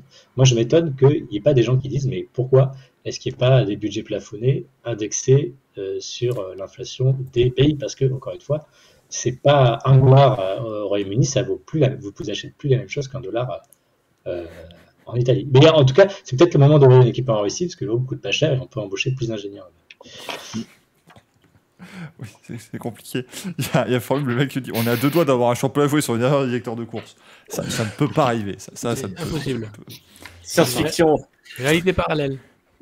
Perroquet, vous êtes. Non, attendez, c'est pas la bonne question. Je suis perdu là. C'est de l'ex-directeur de course. Oui. Mais il est parti de lui-même d'un commun accord. Avec lui-même et sa personne. T'allais rejoindre David Ebreville dans son placard. Il doit être spacieux, n'empêche, parce qu'il commence à y avoir du monde là-dedans. Bon, messieurs, là, on va attaquer. Il reste 12 petit quart d'heure, comme ça, on va attaquer le sujet, évidemment, qui fâche. Et on va parler, surtout, des répercussions de la guerre en Ukraine. On va pas, encore une fois, si vous attendez à une analyse géopolitique, c'est peut-être pas le bon endroit. On n'est pas là pour ça.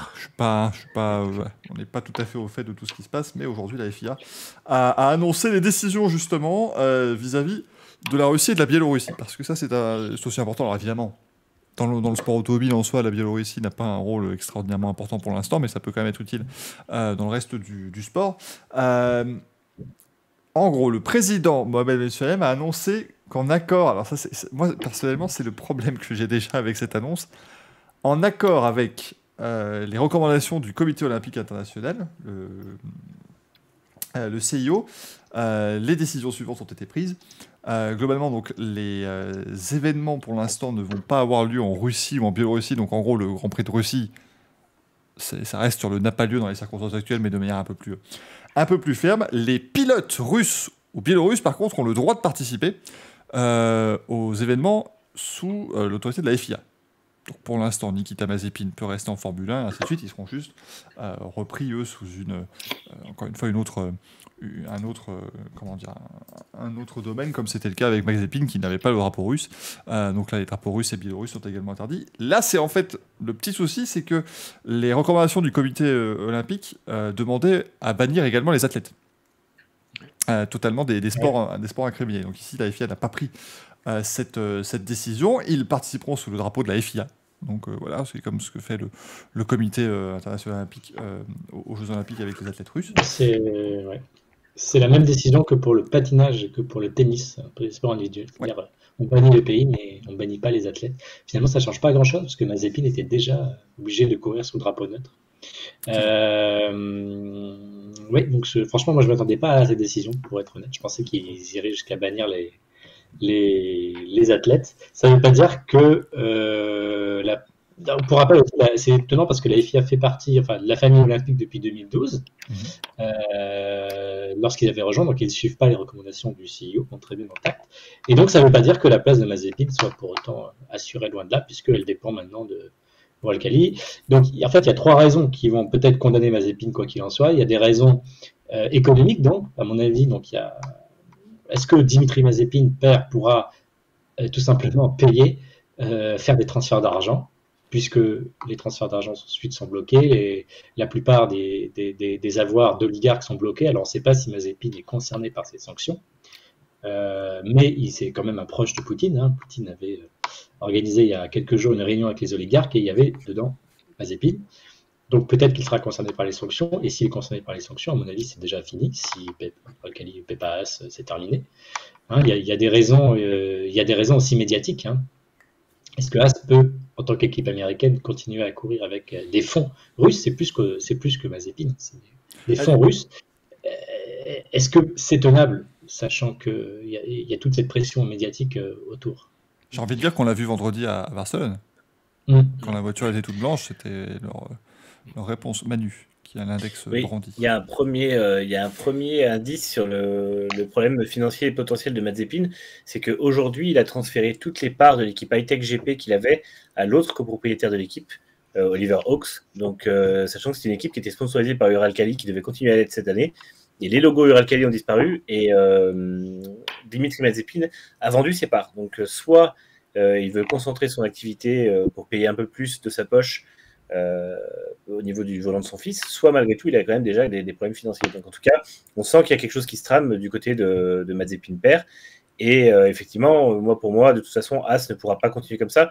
On a vu beaucoup d'équipes, je pense à Schalke en football qui a interrompu son contrat avec Gazprom.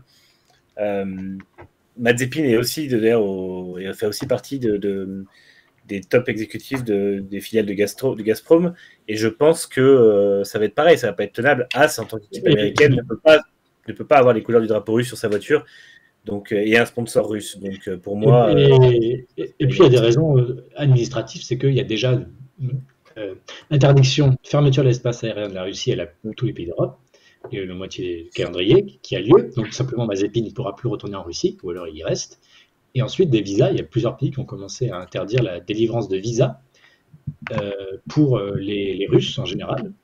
Et donc, tout simplement, Mazepin pourrait être aussi bloqué à l'aéroport, même si papa continue de payer.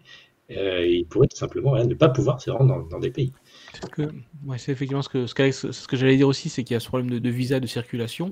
Maintenant, pour reprendre ce que dit Manu, c'est que on peut tout à fait imaginer que Dimitri Mazepin, donc le père de Nikita, continue à financer le volant de son fils, histoire de le maintenir en F1, parce que voilà, il y est, c'est peut-être histoire de le maintenir, mais sans que la marque Uralkali apparaisse, parce que ça je pense qu'on peut faire d'ores et déjà une croix dessus sur l'association entre Uralkali et AS1.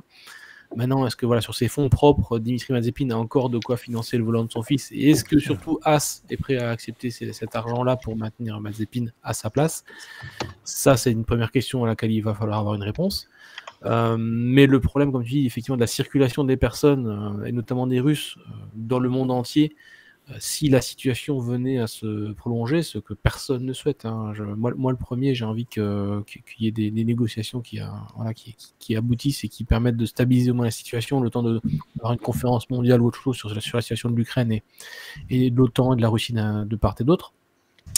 Mais voilà, mais si on a effectivement Mazepin qui reste en F1, imaginons, donc il roulerait, donc, si j'ai bien compris, sous le drapeau de la FIA. Oui. Donc ça serait assez unique. Imaginez que la A c'est la F1 2022 de l'année, donc la FIA remporte son propre championnat du monde de F1 avec son propre Heureusement, il y a pilote. Mick Schumacher.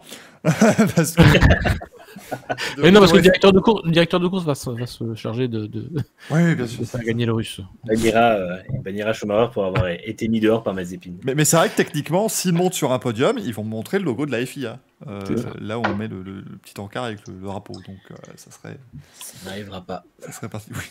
Non, audacieux, Oui. on le note, hein, bien évidemment. Et puis Manu, tu paieras ta tournée au premier podium de Nikita Mazepin. Oui, écoute, déjà qui se prennent moins d'une seconde par Schumacher en qualif. Et puis... comme un directeur de course qui ne décide pas sur une course, ça n'arrive pas non plus, tu vois. Enfin, Oui. voilà. Ou un Grand Prix qui a lieu mais qui n'a pas lieu. Ah, Avec des points. Hyper Driver nous demande, et du coup, c'est quoi l'hymne de la FIA? Je Ouh. pense qu'ils prennent encore des suggestions. C'est pas l'hymne de l'Eurovision, tiens, tant qu'on y est. Ah, ce serait formidable. Ah bah là, moi, je fais tout ce que je peux pour que Mazepin gagne une course. Moi, je bon. vote pour un truc genre Michael Masi qui chante une reprise des bêtises de Sabine Paturel, tu vois, un truc comme ça. Ce serait pas mal. Ou une reprise des Bee Gees aussi, parce que j'aimerais bien l'entendre chanter ça. Ou la compagnie créole, un truc, tu vois, qui bouge un peu, ça pourrait être très sympa. C'est vrai. J'aimerais beaucoup. Ce serait plutôt... Money de Pink Floyd, nous dit Xoan. En tout cas, ce sera pas YMCA déjà. Au moins, Rich Energy, ils étaient britanniques. Hein. Je veux dire ce qu'on veut. Ils payaient pas, mais c'était pas mal. Ils payaient pas, mais il n'y a pas eu de gros merdier autour d'eux en attendant. Pas tant que C'était ça. rigolo. C'était chouette avec le ZZ Top là, qui était Oh, qui gérait tout ça, c'était cool. D'ailleurs, bon, on attend toujours le retour de ces. D'ailleurs, il a dit, petit point Rich Energy, on en fait rarement, mais pas assez en tout cas. Il a dit que personne dans la F1 n'avait voulu de lui cette année et que du coup, il allait lancer une action en justice contre les équipes parce qu'elle n'avait pas choisi comme sponsor. Et c'est véridique, hein, je ne dis pas de conneries. Oh merde. Oh là là, mais William Story, quel homme.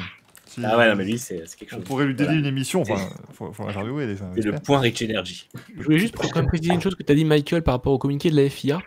Dans la toute dernière partie, il y a bien l'annulation du Grand Prix de Russie pour raison de force majeure. Effectivement, oui, je l'avais. Ça a été acté, donc maintenant on a le mot annulation. Il sera remplacé par le Grand Prix de la FIA à Sochi. Oui, la FIA sur le circuit. Alors, si vous voulez, on peut refaire un point Rich Energy parce que William Story a dit que Romain Grosjean est un grand talent naturel, il est fantastique avec les médias. C'est un plus rapide, enfin c'est un Jenson Button français plus rapide mais moins constant. On va pas se fâcher avec Romain que Manu en interview jeudi, je crois. Ah non, je ne me fâche pas, mais je dis juste, moi c'est la partie Jenson Button français. Enfin, c'est bordélique hein, cette phrase. Ça n'a pas trop de sens. Je ne sais pas trop ce qu'il veut dire, mais de toute façon, il devait certainement être bourré, parce qu'on a commencé à vous le dire, évidemment, certainement qu'il doit de se bourrer à la Rich Energy. Je ne sais pas pourquoi il mélange ça, mais ça va être incroyable. Déjà, il faut trouver des canettes, c'est pas simple. Sur Amazon, ils en vendent. Il y a à chaque fois des gens qui tweetent des photos de leur réfrigérateur complet rempli de Rich Energy. Donc, mais il l'a pas tweeté, Manu, le truc comme quoi il attaque les équipes ou c'est... Ah oui, il a été supprimé depuis, mais... Ouais, non, c'était avec le compte officiel Rich Energy. Bon, tant qu'à faire. Bon, c'est lui qui l'a aussi. Faut pas oublier qu'il avait piqué les codes, enfin changé les codes à l'époque où il y avait la bataille avec As et il pouvait comme ça, il pouvait bitcher sur As et que personne puisse l'arrêter. Donc, c'est toujours lui qui a le contrôle du Twitter Rich Energy et c'est avec ça qu'il a fait le job. Ah non, mais c'est vraiment... Non, c'est très, très sympa. Puis, entre parenthèses, la décision de la FIA, enfin plutôt l'absence de décision, elle sauve la peau aussi de Schwarzman et de Kiat, notamment. Oui. Et de Smolyar aussi, en F2. De Smolyar, donc D'ailleurs, Kiat, aujourd'hui, il avait fait une sortie qu'on a reliée sur Next Gen.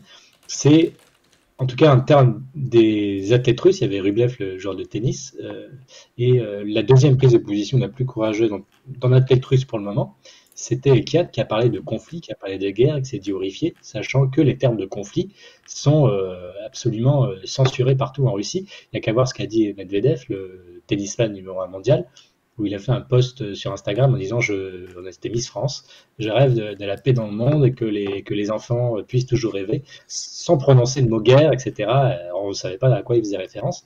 Donc tout ça pour dire que Kat a vraiment eu une prise de position qui lui vaudra des problèmes normalement en Russie pour sauver sa peau. Alors peut-être que ça a fonctionné, et notamment c'était son propos de dire mais c'est injuste de cibler les athlètes, le sport ne fait pas de la politique, ce dont on peut douter parce que le sport ça reste un élément de puissance et de soft power, et ça a compté même dans les relations internationales. Il y avait même eu ce qu'on appelle la diplomatie du ping-pong dans les années 60 entre la Chine et les États-Unis. On faisait des matchs de ping-pong entre les deux équipes, ça a été le début des relations diplomatiques entre la Chine communiste et les États-Unis. Donc oui, il y a qu'à voir Al Thani, l'émir du Qatar, c'est aussi le PSG, c'est aussi président du comité de la Coupe du Monde. Donc évidemment, le sport, c'est un élément de soft power, et donc c'est évidemment tant pis pour les athlètes qui peuvent être concernés.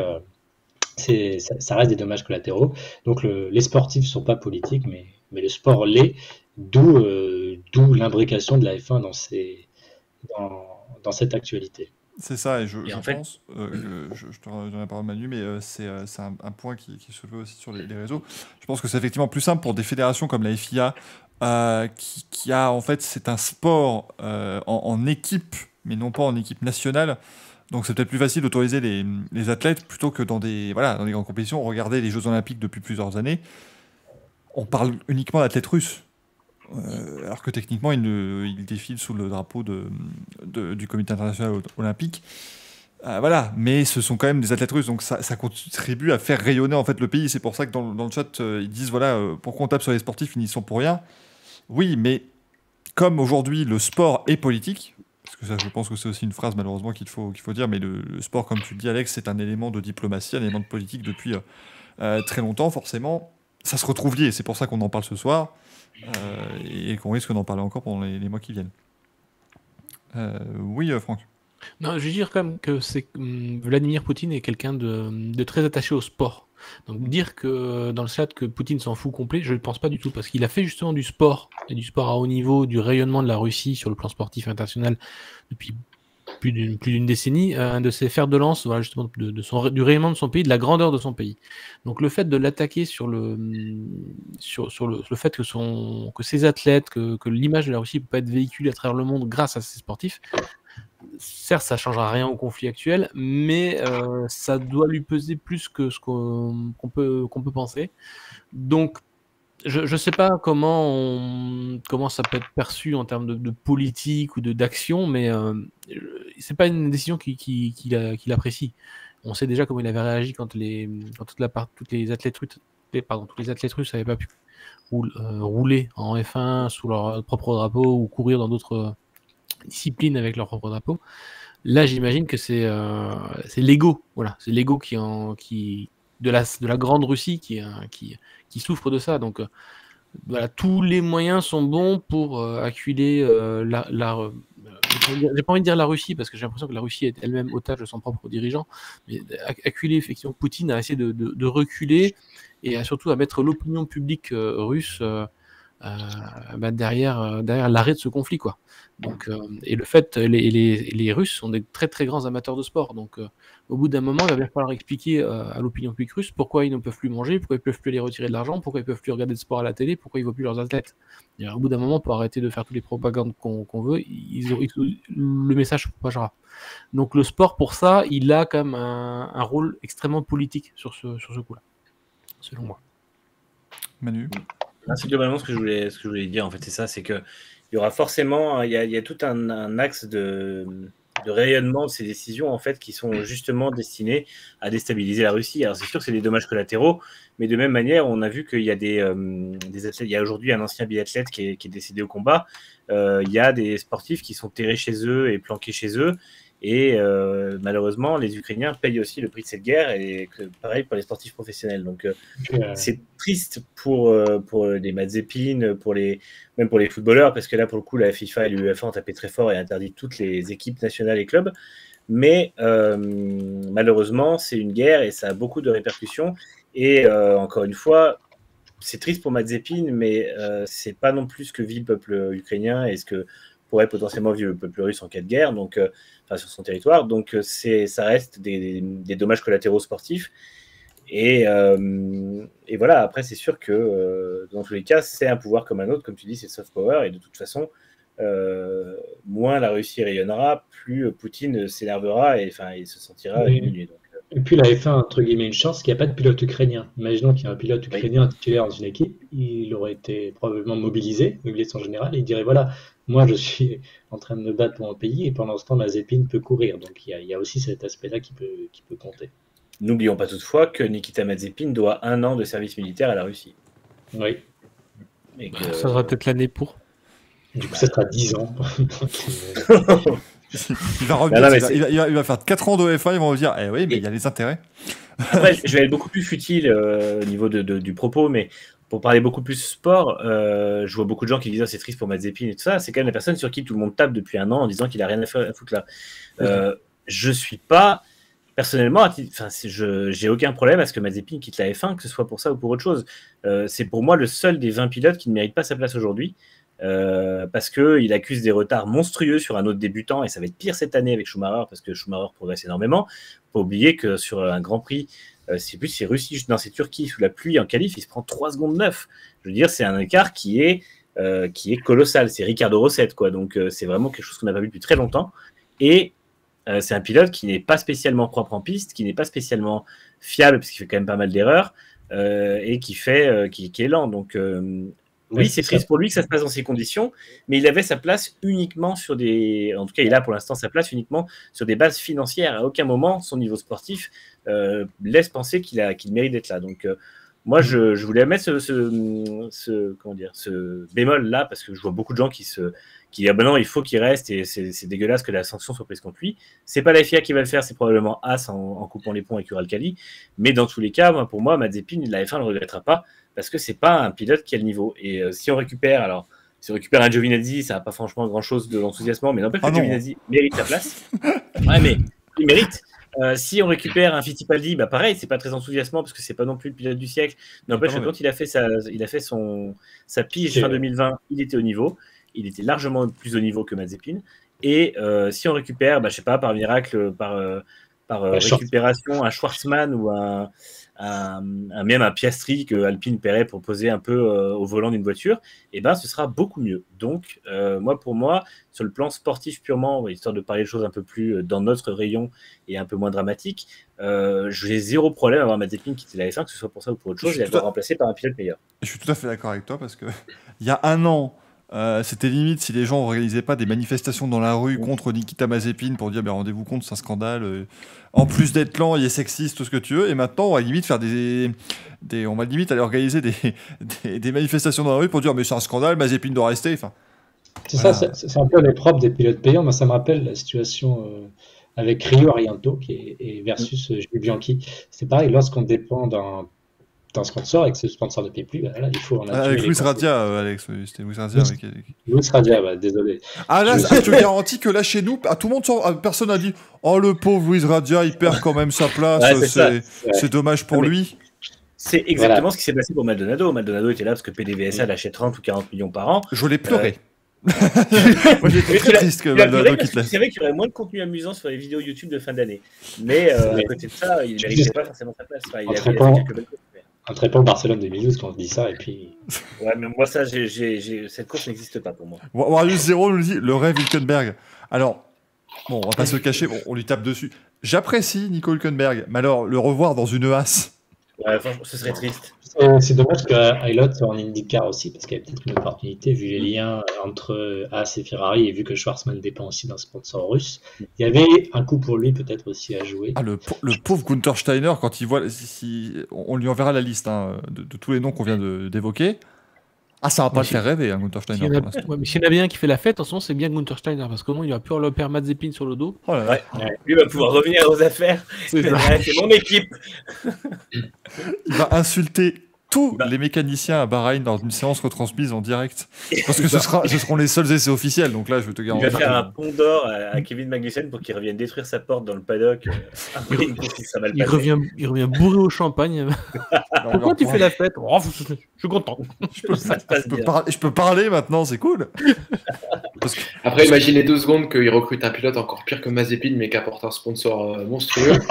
Et il ne manquerait plus qu'on le souhaite qu'il revienne. Donc, le retour c'est vrai de, qu'a priori, le retour Je de suis pas Gaston Mazzacan. Détenteur.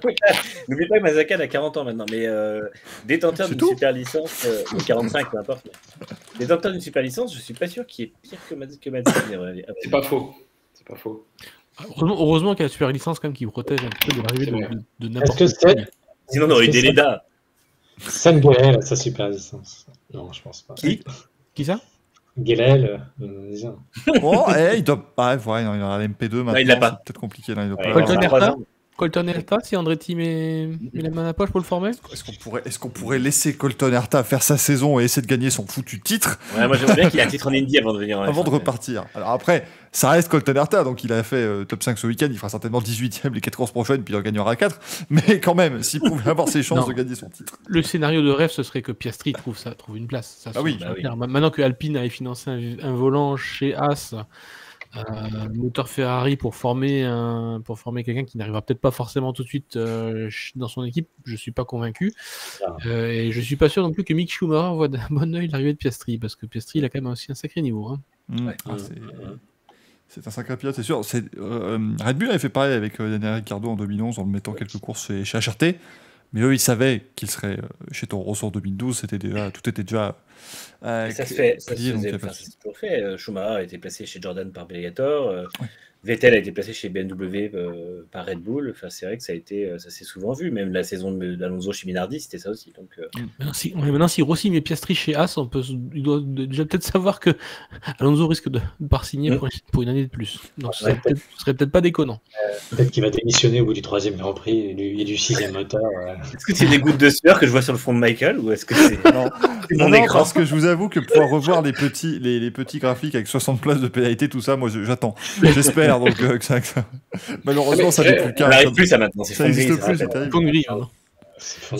On l'avait évoqué il n'y a pas longtemps sur Next Gen. C'est vrai que finalement, la meilleure chance de Piastri, si jamais il ne pouvait pas démarrer dès cette année, en 2023, ce serait soit qu'Alonso, en gros, en démarre et s'en aille, et ça impliquerait que l'Alpine soit pas bonne, soit que l'Alpine est bonne, mais Alonso n'est plus au niveau. Donc c'est vrai qu'au final, Piastri, il dépend de deux choses sur lesquelles il n'a aucun contrôle, parce qu'en fait, il doit presque espérer que l'Alpine soit pas trop forte, parce que sinon, il y a de fortes chances qu'Alonso décide de rester. Et pour Alonso, s'il est au top de sa forme, ce sera difficile pour Alpine en plus de s'en débarrasser, sans compter que c'est un atout marketing énorme pour le gros prono en général. Donc ouais, il faut souhaiter que Piastri en fait il prenne ce bac à as. Moi, je trouve pas ça si improbable que ça. On a bien Albon chez Williams cette année. On aperçoit encore le logo Red Bull d'ailleurs sur son casque. On a il y a quelques années, c'est Sainz qui avait été prêté par Red Bull à Renault. C'est pas quelque chose de complètement fou non plus, surtout à un stade aussi avancé de la pré-saison. Ils vont l'air de rien avoir besoin de quelqu'un d'opérationnel et espérons que c'est le cas, que Renault sera prête à mettre un petit peu la main à la poche. Il faut bien aussi que les budgets plafonnés servent à quelque chose pour soutenir Piastri, quoi. C'est le moment ou jamais.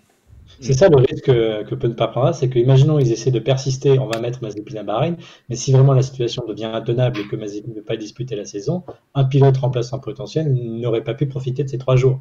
Donc il faut pouvoir tester. Mais à entendre Steiner, on a l'impression que c'est Fittipaldi qui est très bien placé. Buzzy, par contre, dit le bon truc. Imaginons, moi je mettrais Fittipaldi. Vous mettez Fittipaldi les premières courses. Voilà, il fait son taf, tout ça.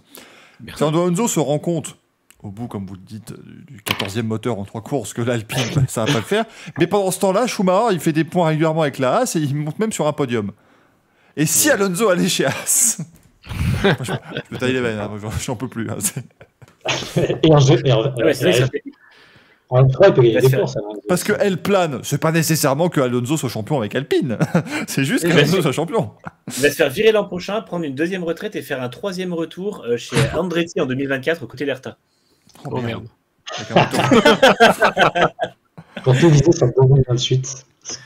Quand t'as un tas qui pourra lui dire quand t'as débuté en F1, j'étais pas né. Je vais faire bien. Celui-là. Il sera champion du monde du coup en 2026 à l'âge de 47 ans. 47 ans. Oui. On y croit, ce 3e titre de Fernando. Et du coup, le sponsor d'Andretti, c'est qui? C'est Knacky, c'est ça? Putain. On rappelle que ça n'est pas un jambon, bien évidemment, Colton Herta. N'hésitez pas. Non, mais j'ai tendance à penser que pour As et Mazepin, en fait, je vois pas à quel moment l'entreprise As, parce qu'il ne faut pas oublier que derrière l'équipe, il y a quand même un business énorme, puisque c'est le leader américain des machines-outils avec As Automation, qui est une entreprise très publique aux États-Unis, puisqu'ils ont une grosse équipe en NASCAR aussi, avec Tony Stewart, qui est l'un des pilotes les plus populaires. Donc vraiment, c'est quelqu'un que tout le monde connaît aux États-Unis, ou en tout cas beaucoup, beaucoup de monde. Et je ne vois pas prendre le risque de payer un pilote russe dont le père est proche d'accepter des fonds, du moins du père d'un pilote russe qui en plus est proche de Poutine. En termes d'image et donc de valeur pour le As Automation, pour moi, ce serait vraiment catastrophique. Donc, même pour la F1, qui cherche à renforcer sa place aux États-Unis. C'est pour ça que je suis étonné de la décision, très honnêtement. De la même façon, je ne vois pas Ferrari financer malheureusement un volant pour Schwarzman chez As, juste parce que voilà, il est russe et que le contexte fait que ça serait peut-être aussi mal perçu en termes d'image de vouloir absolument mettre un russe en F1 cette année, quoi. Ouais, c'est assez compliqué, hein, effectivement. C'est pour ça, c'est une décision qui les autorise, mais dans quelle mesure vont-ils pouvoir continuer d'exercer? On pense aussi à des équipes russes, hein, notamment au 24 heures du Mans, à l'MP2, on a G-Drive. Quel sera l'avenir pour cette équipe-là? Voilà, il y a pas mal de différentes choses. Ça va évidemment Sinon, Orlen chez As, ça nous fait rouler Kubica. Ah bon, ben... C'est vrai. Il est gentil, Robert Kubica, là, mais à un moment donné, comment... il va réussir à nous faire combien de retours, lui? Parce que s'il fait plus de retours qu'Alonso...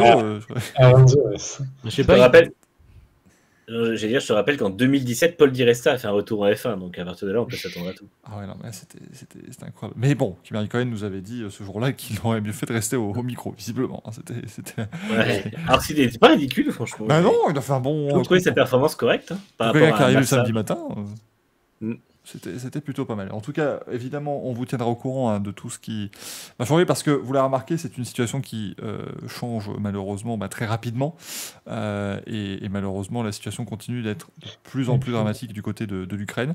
Et on rappelle que quand l'invasion a été déclarée jeudi dernier, la FIA a sorti un communiqué vendredi qui était très succinct et qui n'allait pas très loin. Ici, la FIA va plus loin, mais ça ne veut pas dire que c'est finalisé. Peut-être qu'il y aura d'autres choses. Ou peut-être, comme on le souhaite tous évidemment, que la situation va trouver une issue heureuse et que la paix va revenir et qu'on va pouvoir vous parler avec d'autres nouvelles qui seront un peu meilleures, bien évidemment. Déjà avoir une saison de F1 aussi, c'est même pas encore garanti à ce stade. Hein. C'est ça, parce que là, il faut quand même se dire que ça bouge à toute vitesse. Si à la guerre nucléaire, Dominique Kelly va dire « Je m'en tiens aux 23 Grands Prix », je les ferai quand même. En Afrique non, il en fera 4 en Autriche et puis... Ross Brown louera cette saison exceptionnelle. Rendez-vous compte, attendez, j'oublie. Le Grand Prix de la Lune. On a un accord avec Elon Musk pour aller sur Mars, mais rendez-vous compte, mais c'est totalement fou. Le DRS sur Mars, ce sera une nouveauté fantastique. Sauf pour Alpine, par contre. Par contre, pour l'effet de salle, ça sera pas terrible. Hein. Ah, ça va être compliqué. Ah bah ça ne va pas finir de rebondir là. Il n'y aura pas de marsouinage. Oh, si. Pas mal. T'as le cas quand ça va marsouiner, puis il va s'envoler, t'es poup, allez, au revoir. Et là, McLaren, ils vont dire, bah nous, on n'a pas le problème. Allez. Ça va être très très bien. Chez Renault, il y aura un slogan un peu à la Alien, genre dans l'espace, personne n'entend ton moteur exploser ou un truc comme ça. Je pense qu'on peut terminer là-dessus. On fera pas mieux ce soir. Je tiens quand même à dire que je soutiens Renault et j'espère qu'Alpine va faire une bonne saison parce qu'on leur casse du sucre sur le dos ce soir, mais c'est quand même une équipe qui a gagné l'an dernier, qui a fait une belle défense de ses couleurs malgré une voiture qui était vieillissante. Et ça reste un projet franco-français, moi, qui me plaît beaucoup. Et ne serait-ce que pour Ocon et Alonso, qui sont deux excellents pilotes, j'espère vraiment que ça va être au moins au niveau de l'an dernier, c'est-à-dire qu'ils soient capables des fois d'aller jouer des podiums, des victoires si la chance se présente. Et puis l'an dernier, ils jouent quand même 3 podiums, dont 2 à la régulière. Donc ça reste quand même une équipe qui a du potentiel. Et voilà. Alors, oui, on me dit franco-français dans le chat parce qu'ils sont à Enstone. N'empêche que c'est une équipe avec la bannière française. Un moteur français avec un pilote français volant, donc ça reste quelque chose de bien. On salue Enstone Montfort qui nous écoute sans doute évidemment. Bien évidemment, il fallait terminer. Il fallait la faire. Et la maman qui fait le moteur aussi. Oui, mais alors elle j'espère que, j'ai très peur pour cette actrice parce que si ça pète sans arrêt les moteurs, ils vont retrouver son adresse. On connaît les réseaux sociaux, hein. Elle va se faire expose sur les réseaux sociaux, dire envoyez-lui des lettres de menace et dire mais c'est un scandale, t'as pas fait du bon boulot. Donc j'espère qu'on saura faire la part des choses, bien évidemment. C'est une actrice. Ce n'est pas la véritable madame qui travaillait sur un moteur hybride. Mon ange. Merci beaucoup d'avoir été... Ah non. Merci beaucoup d'avoir été des nôtres pour ce numéro de Grand Prix. Merci Paul, merci Manu, merci Alex, merci Franck. Ce fut un grand plaisir de vous avoir. Si on a pu vous offrir 1h20 à peu près de rigolade et d'analyse sérieuse, eh ben on est content. Voilà, si ça peut aider dans ces temps difficiles. Merci beaucoup. On se retrouve jeudi pour le Racing Café avec une interview de Romain Grosjean, dis donc. Et puis on se retrouve bientôt sur Next Gen Auto avec une interview de Romain Grosjean, dis donc. Il est disponible ce Romain. Il est disponible. Il est resté simple pourtant, c'est fantastique. Mais rassurez-vous, il ne dira pas la même chose dans les 2 interviews. Comme ça, non, voilà. Évidemment. Quand même, il dira le contraire. Il dira le contraire, ouais, c'est ça. Et vous devrez trouver dans laquelle il dit vrai. Voilà, c'est à vous de décider, bien évidemment. Merci beaucoup d'avoir été nôtres. À jeudi, et puis à très bientôt pour le Grand Prix, bien évidemment, parce que les essais de Bahreïn arrivent aussi très prochainement, et bien sûr, le premier Grand Prix dans 2 semaines et demie. Allez, c'est bientôt là. Merci beaucoup, les amis. Ciao, ciao. Ciao. Ciao. Au revoir.